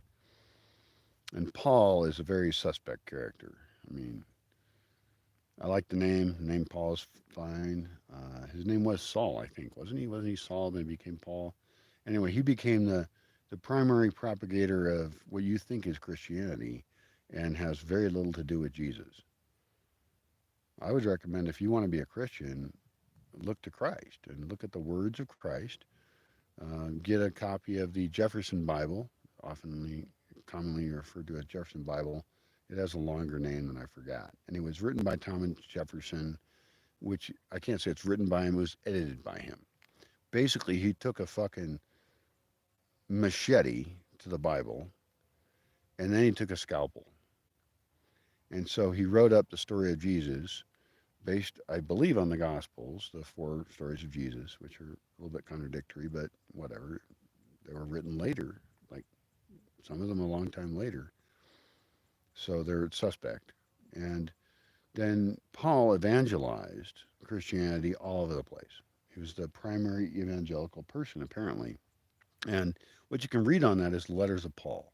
And really, I should make a video on every letter of Paul after reading it and studying it again as an adult, because I studied that shit when I was a kid.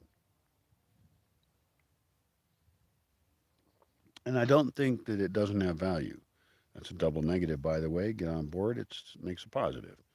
I do think it is worthwhile to evaluate things such as letters of Paul. I think it's cool. I should do it. I have, you know, this long-term uh, relationship with this thing called Judeo-Christianity, and I have a lot more complicated thoughts than most people, and so probably my Bible commentary would be far more interesting than most people's Bible commentary. I did take Bible as Lit in college, which was a secular class on the Bible. It was very interesting. I've read the Bible many times, and parts of it a bunch, and parts of it not so much. I mean, I'm not going to, read numbers over and over about who begat who and their fucking lineage. Somebody else can make a chart or something, and I can see it, and I can also not care because I don't care about who begat who. I'm happy that they were happy about it. That's great.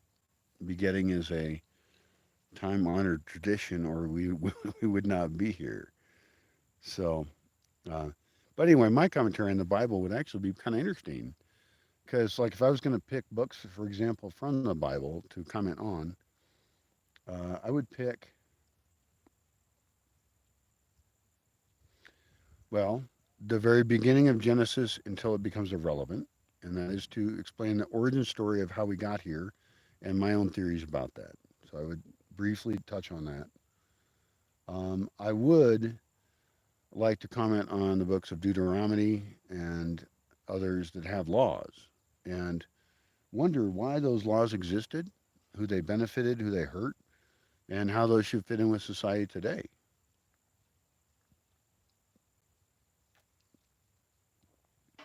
Can you wear tassels on your clothes?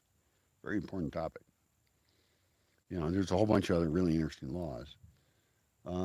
Certainly, the other stuff, it's kind of at the end of the Old Testament, is great. Uh, Song of Solomon is pornography in the Bible. It would probably be pretty hot if that was the only pornography you got. Um, and I bet they did a lot of fucking back then. You got to fuck, you got to make babies, you got to survive, And so that's what they did. And infant mortality was probably terrible. Uh, it has been in most of human history, and that's one of the biggest changes, actually, that a lot of people don't talk about much about that, but it's super important. Like in the last 200 years, uh, they're very related, of course, is women dying during childbirth and babies dying during childbirth. Very related, obviously, and neither one seems that great. I mean, if you're going to invest all that into a person and a child, then hopefully there is a result of a productive and wonderful human being that does good things. That would be the ideal, right?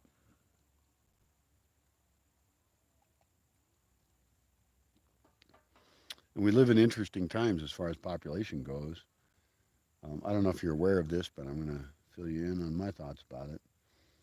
Uh, Overall population of the world is currently at 8 or 9 billion, probably eight something. I probably would have heard if it was nine. It was six when I was younger. That's just one dude, and in one my lifetime, it's gone up a lot, and that's super dangerous. Now, there will be people who tell you overpopulation not a problem. Well, there's a variety of thoughts on that, aren't there?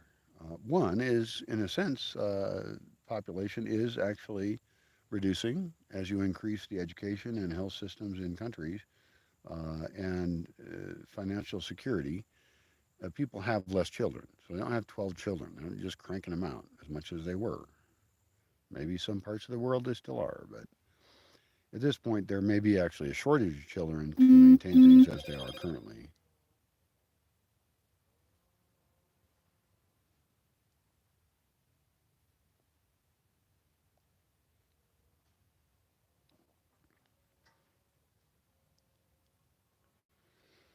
So, I'm not a woman. You may have noticed. I could tell you I'm a woman, and then you would have to believe me. You'd be required to, because anything other than that could get you canceled. If I say I'm a woman, I'm a woman. That's it, baby. And maybe I should be. I could be a lesbian woman with a enlarged clitoris, and who knows? Maybe I would find a compatible partner for me. But I got other issues anyway. I'm perfectly happy here alone at the moment. Um,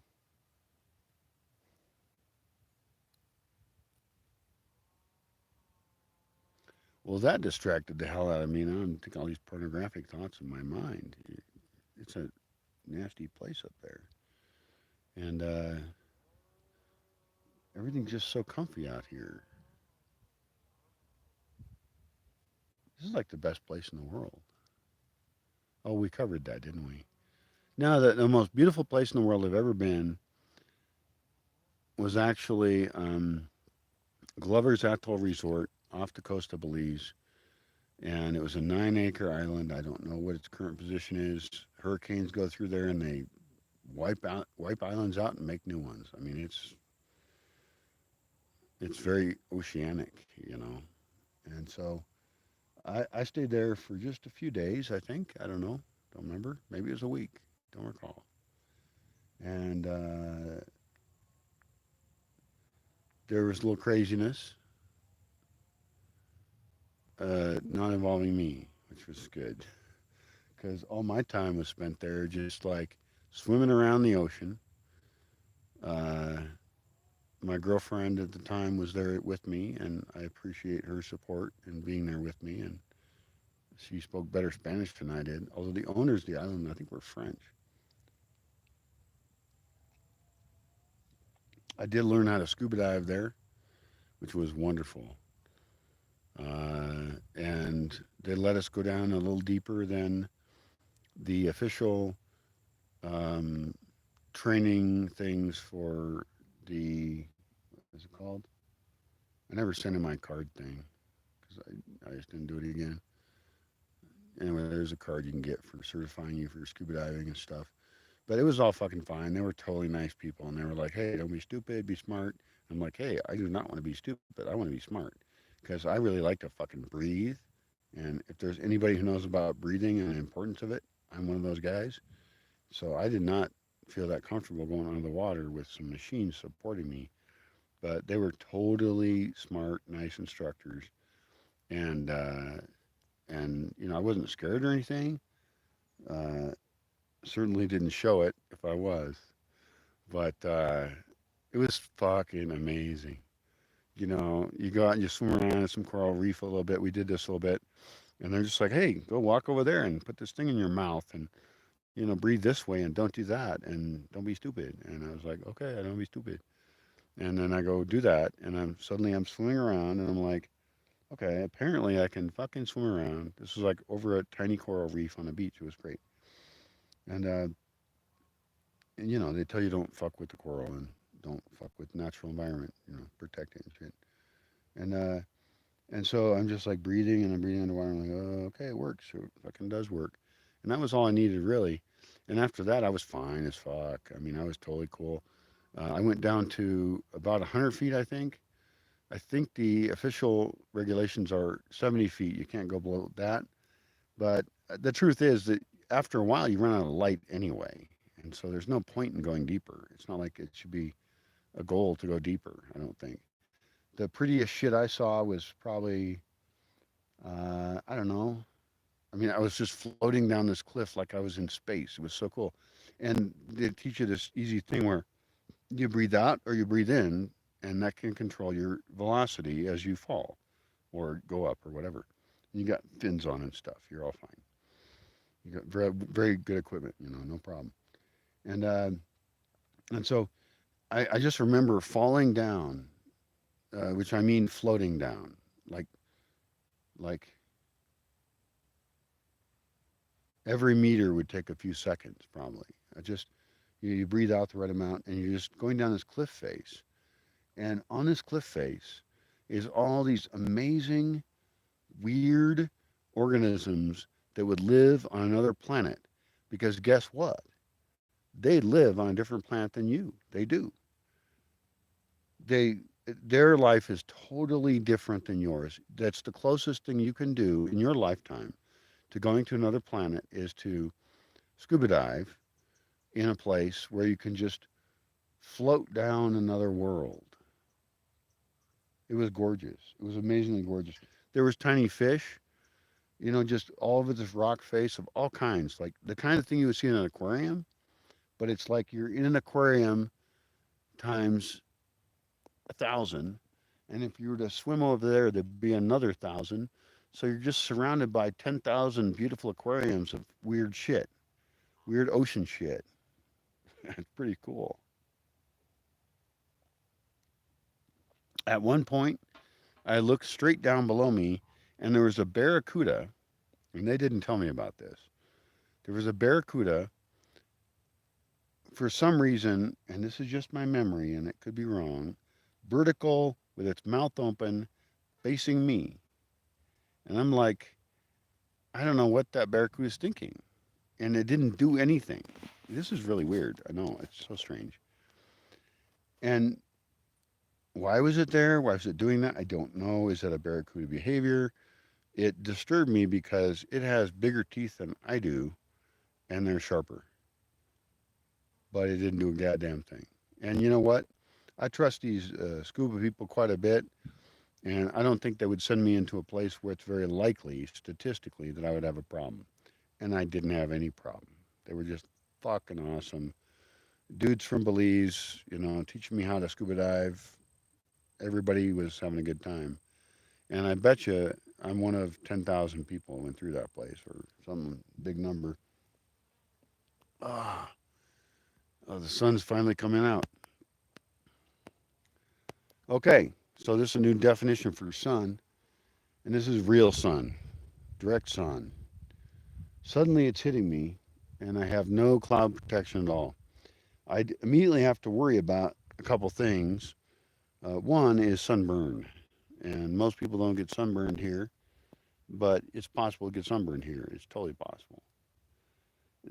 At this high elevation, at 7,800 feet, the sun is, and someone should comment on this, X amount more powerful, X percentage more powerful than sea level down in Ixtapa-Zihuatanejo. That would be a good place to compare it to because that's a very well known place that's fairly nearby. So, what is the difference in solar radiation between the two? It's a good question.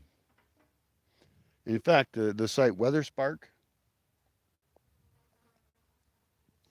does have a graph on solar radiation.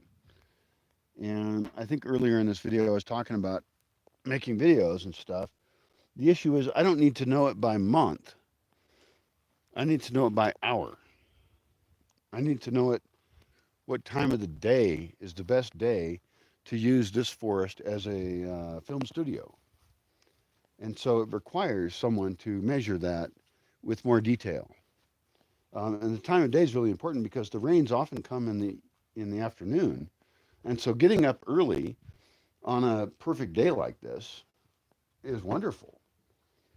I mean, we could film a lot of shit in a huge area. And it's not totally necessary. I don't have that many people involved right now, but um, I guess I would like to make it easier for people to be involved and do really good video here and have as many available sets as possible in the densest area possible.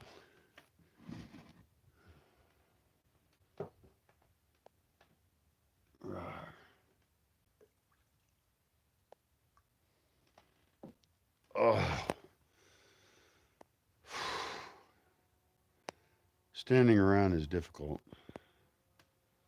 still. I'm fine with it. I don't give a shit. My healing is going great. Fucking healing bullshit. I should just be invincible. I think I should be able to fall off a building, flip over, and land on my feet and still have my camera going. That'd be really cool. Falling off a building and breaking your legs is really not that cool. It's a party foul.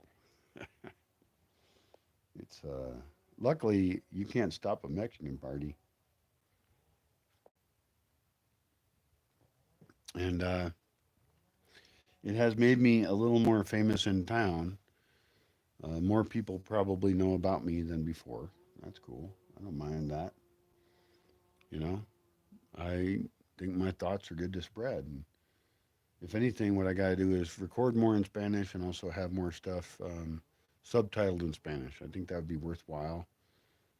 If anybody wants to volunteer and they want to provide value in exchange for my value that I can give them, which I would love to do, I'm big into the trade, trading things. If they can translate my stuff into Spanish, I would love it.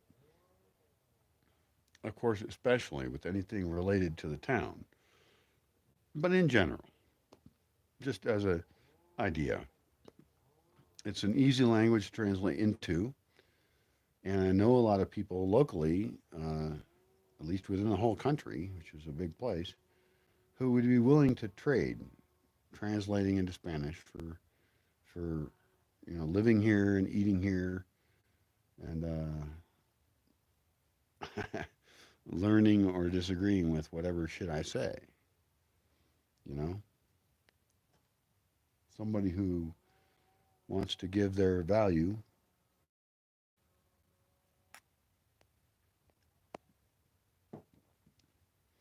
and receive value in return. Because that is something I would like. I mean, I live in a place with mostly Spanish speakers, and most of the people that I live with around in this county, let's say, I do not have good communication with them in terms of language, and that sucks. Because even though I just try and be a good person, right, and just try and do that, that's a great idea. But not having good verbal communication, which I have, I think, pretty good in English. I mean, I think I'm fairly skilled at communicating with you. You're watching this right now, and I am telling you things that I believe are true and useful, and hopefully I am choosing the things that are in fact useful to you. And I would love to watch your videos and exchange ideas with you. Um, Around here, I am limited by language, and that pisses me off. It pisses me off because I want to communicate well with people. I want to be a good person, and so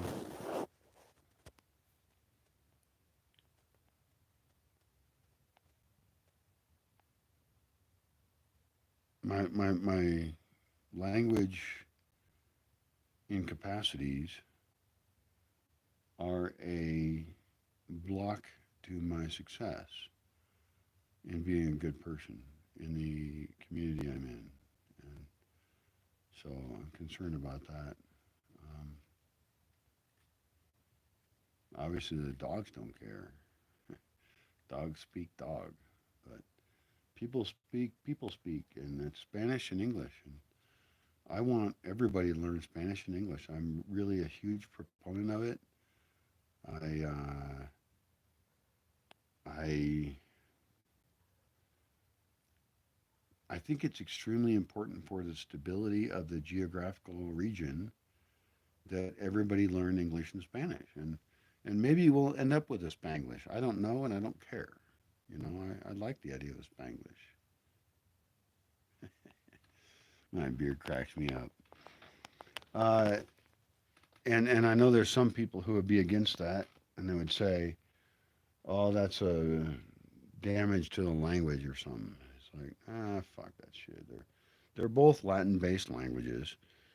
English is a long term, you know, bunch of messed up lingual stuff that occurred, and it incorporated many other languages and Greek and German and stuff and Spanish. I don't know the history of all Spanish. I'm not a Spanish expert, but it's Latin based, basically, a little more coherent than English. That it hasn't been bastardized as much, and I don't mean bastard is a bad thing. I might even be a bastard. I'm not sure. I should ask my mom. But English and Spanish mixing together is not something I would worry about very much. In fact, over the next 500 years, it's kind of a certainty. Like, you can't stop that. That's just what's going to happen. And it's okay. It's okay. Don't worry. Nobody going to get hurt. It's just language development. And language development's going really well because now everybody's online and they actually are typing things in a written language. And before, people were mostly illiterate. They were completely fucking illiterate. And so, actually, places like this and places like most of the world are about to experience the greatest literacy surge that has ever existed. Think about it. Really think about it. Take a second, stop your life, and think about the fucking fact that more people have access to written language than ever before due to technology. And it's going to increase until almost everyone has access to written language. And that's an amazingly wonderful thing. It really is. It's super wonderful. Uh, I'm pro literacy. I've only met one person who was young and stupid and made a dumb comment who was anti literacy. Whatever the hell happens in the world, I hope that people are well informed, they know what's going on, and they can communicate with each other. And that we can create some kind of global consciousness of some good sense. That's a little optimistic. But, you know, I gotta find some optimism somewhere, don't I? Don't I? Don't I? I do. I do. Yeah, I would like to marry the future positive world of excellentness. That's what I'd like to marry. I'm not gonna marry any woman. Sorry, I, I do like women, but no, no way. Bad idea. I'm not getting married to anybody.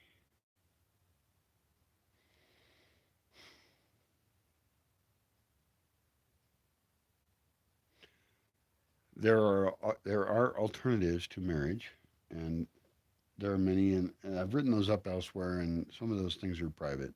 So,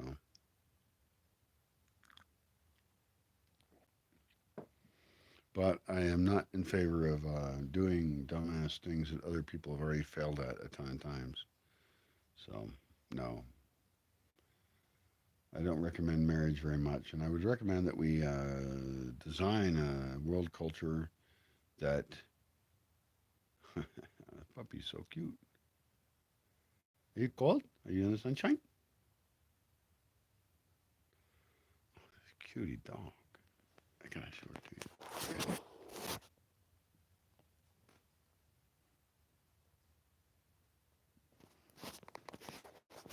Okay, here's the deal. I'm gonna change the topic. All right. I don't know what I was talking about before. I don't care. This cute little dog.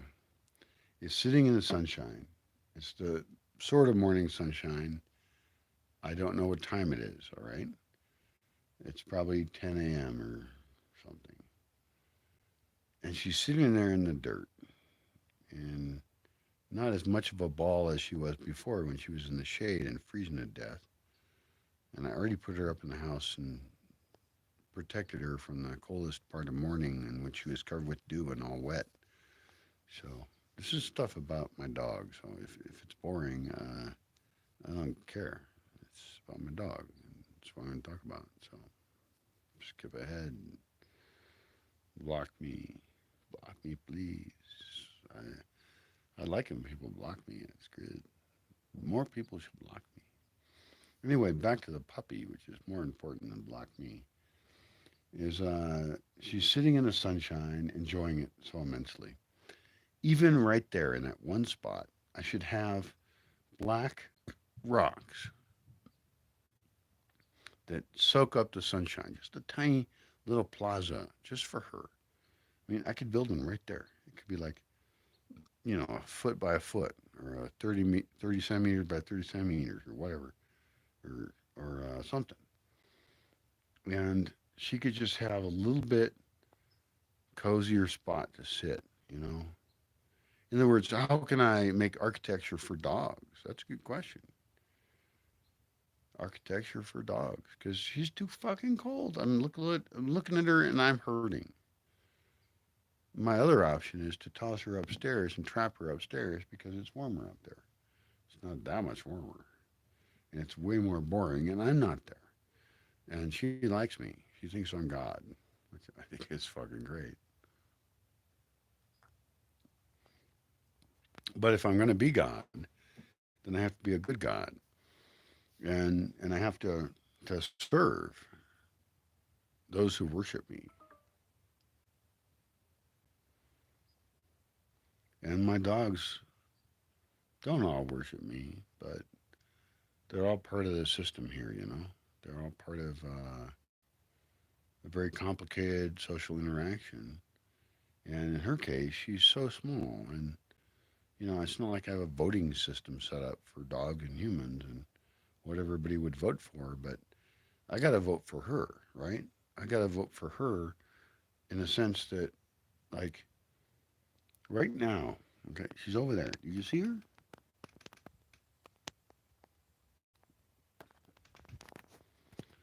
She's not suffering horribly, but she's sure as heck not comfortable. And so, if she had a tiny little apartment thing there where she could just go up into it and sit in there in a nice place, uh, enjoying the sunshine of the morning, that would be awesome. Also, she's too skinny, which you won't hear me tell a lot of women. A lot of women very obese. Stop that. But she's too skinny. Oh, I bought some tuna fish for her. Yeah, I did. Fuck. Okay, I got things to do. Oh my god, I have to like wake up and do things. Where's the rest of my coffee?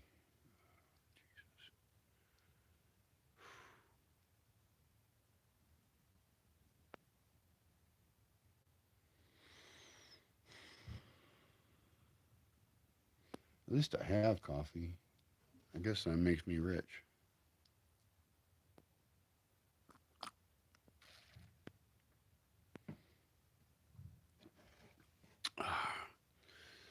Since I'm not growing it yet, I do have to grow coffee. I know. Don't get on my ass about it. I want to grow coffee. Um, it's a bit high up to grow coffee, and I had one plant. It died. I planted some others. They died. So it's just another project that's difficult. It's fine.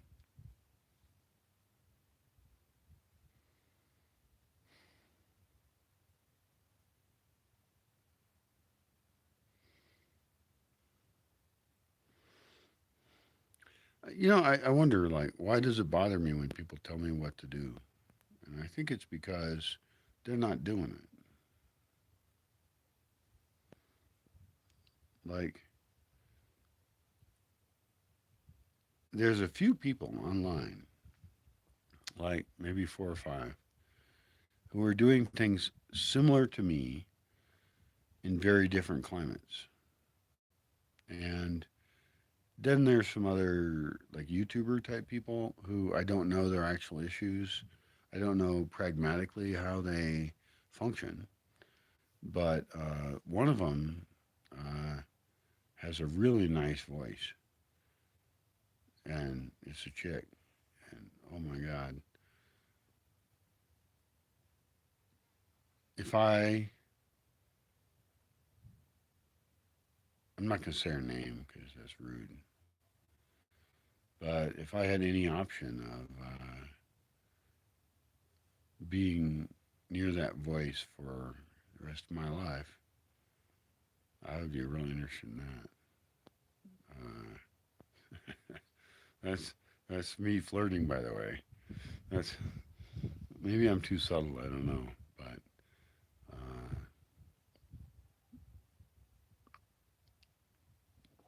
she's not age appropriate, and some people would judge that. And I wouldn't even say to her probably anything, but damn. And she's all extremely rural, and she does all these crafty things, and her voice, it's her voice. I, it just drives me nuts, you know. Like her voice could seduce me. It has. Well, I'm going to change topic because that's a little creepy. I'm sorry. I will never contact her. I'm a bad person because I'm male and heterosexual. But I did click like on a couple of her things. So, whatever.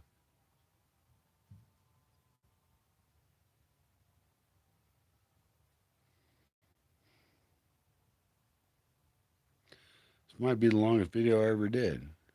Uh, I'm here with my coffee, my morning. I've got some guys cutting some trees. Some friends of mine came over and they're going to cut some trees down so I can move internet to another location. And that is so I can live there and live in more comfort than I live in now.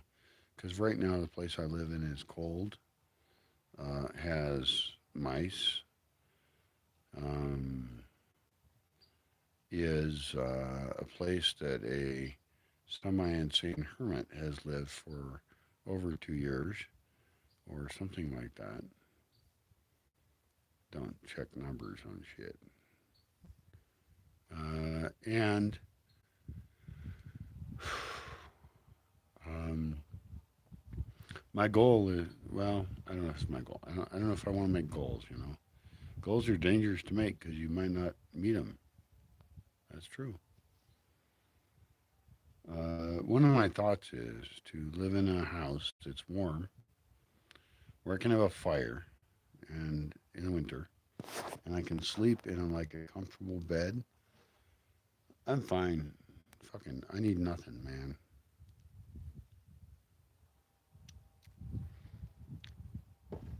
Man, I'm pretty hardcore. But you know what? Being hardcore comes at a cost of being uncomfortable, very uncomfortable, a lot of time.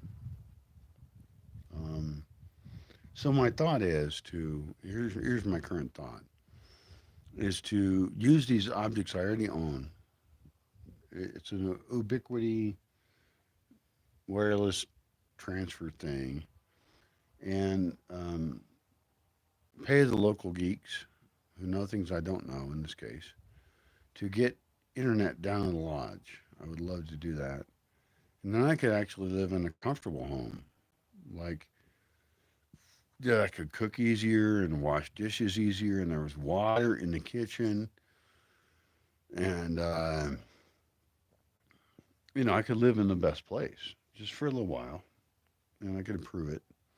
I still would like to build a whole different house for me, which only needs 2 rooms, just one for me to sleep in, and one for me to talk to people in. That's it. Really simple, 2 rooms. Kind of a comfort station house for Brian or something. That'd be cool.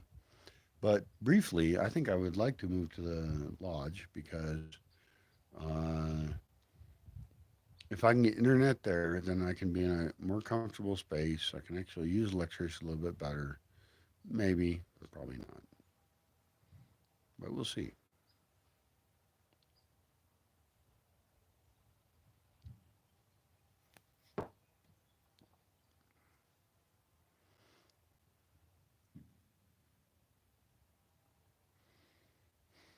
I know most people don't care about electricity usage or things like that, but I do. I do.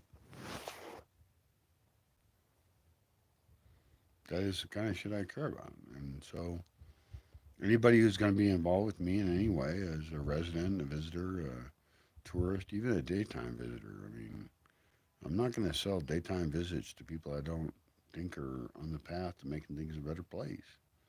In other words, even a daytime pay thing, I don't know that I'm not interested.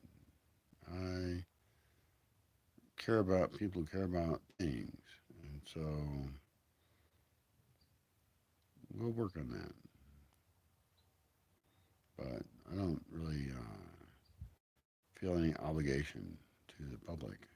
The public is mostly fucked up individuals who destroy everything. So, yeah.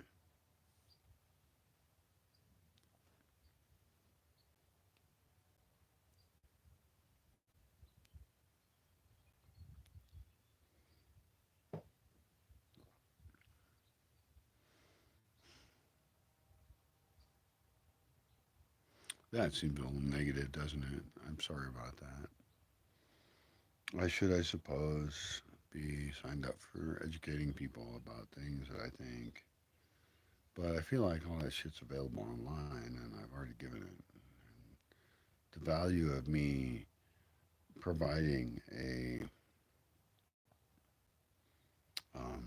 touristic experience to people seems very low.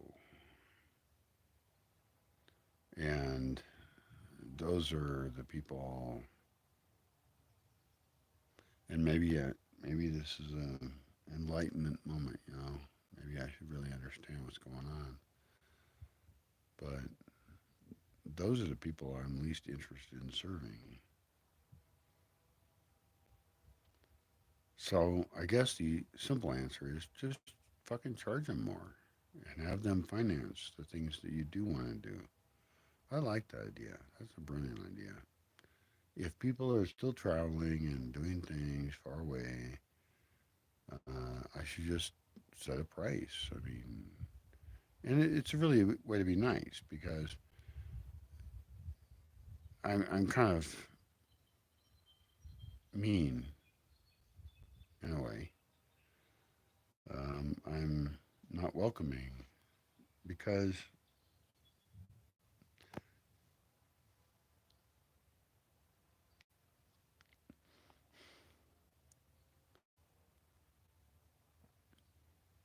I am mean in a way that I disagree with how civilization is going, and I think that I am mean in the sense that I think that people are going to suffer a lot, and so I'm trying to be a kind-hearted person in thinking, how can we do things better? And I have a lot of thoughts about that, and they're kind of complicated. A lot of them aren't complicated, and they're super easy. And anybody in the world can immediately, tomorrow, start working on and succeeding at being part of creating a better world.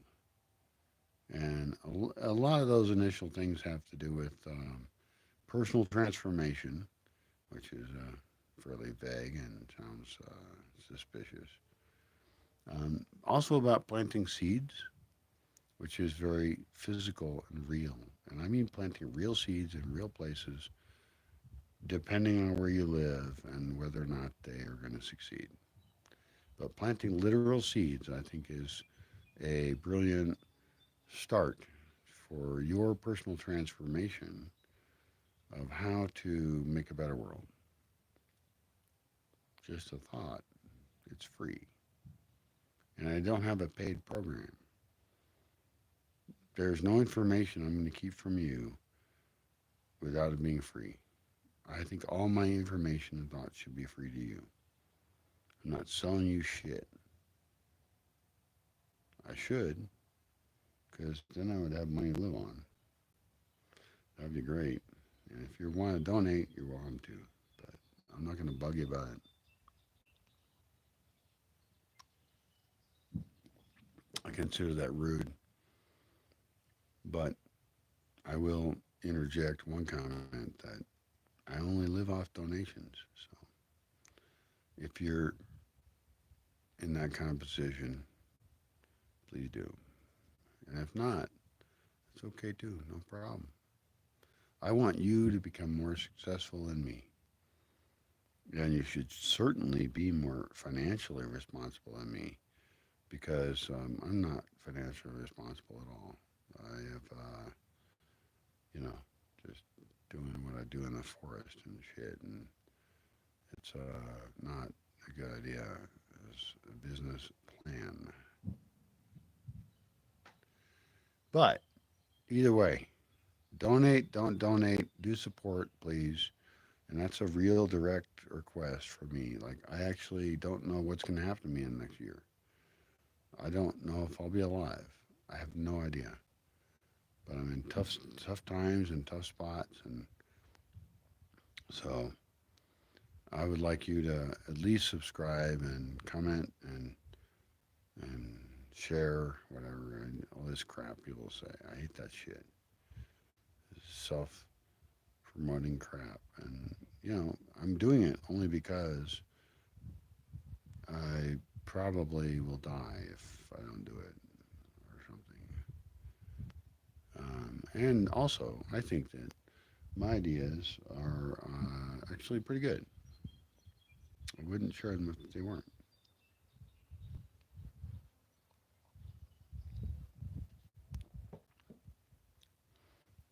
And that's a good another topic we could talk about is to what degree my ideas are useful, not useful, or good or bad. Um, First of all, they're mostly useful because they're not pseudoscience or religious bullshit, and that's stuff you gotta avoid heavily.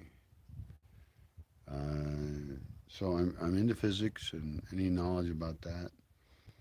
I'm very into biology and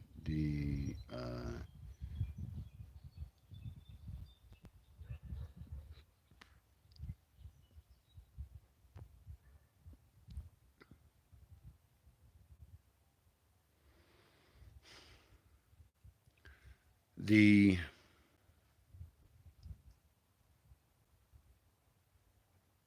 breeding of plants.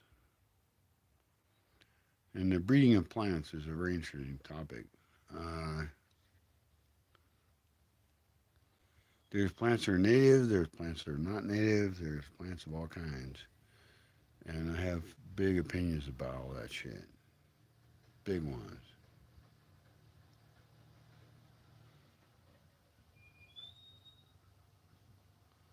I gotta go. Goodbye. Good luck. And I hope you think about breeding of plants in the place you live.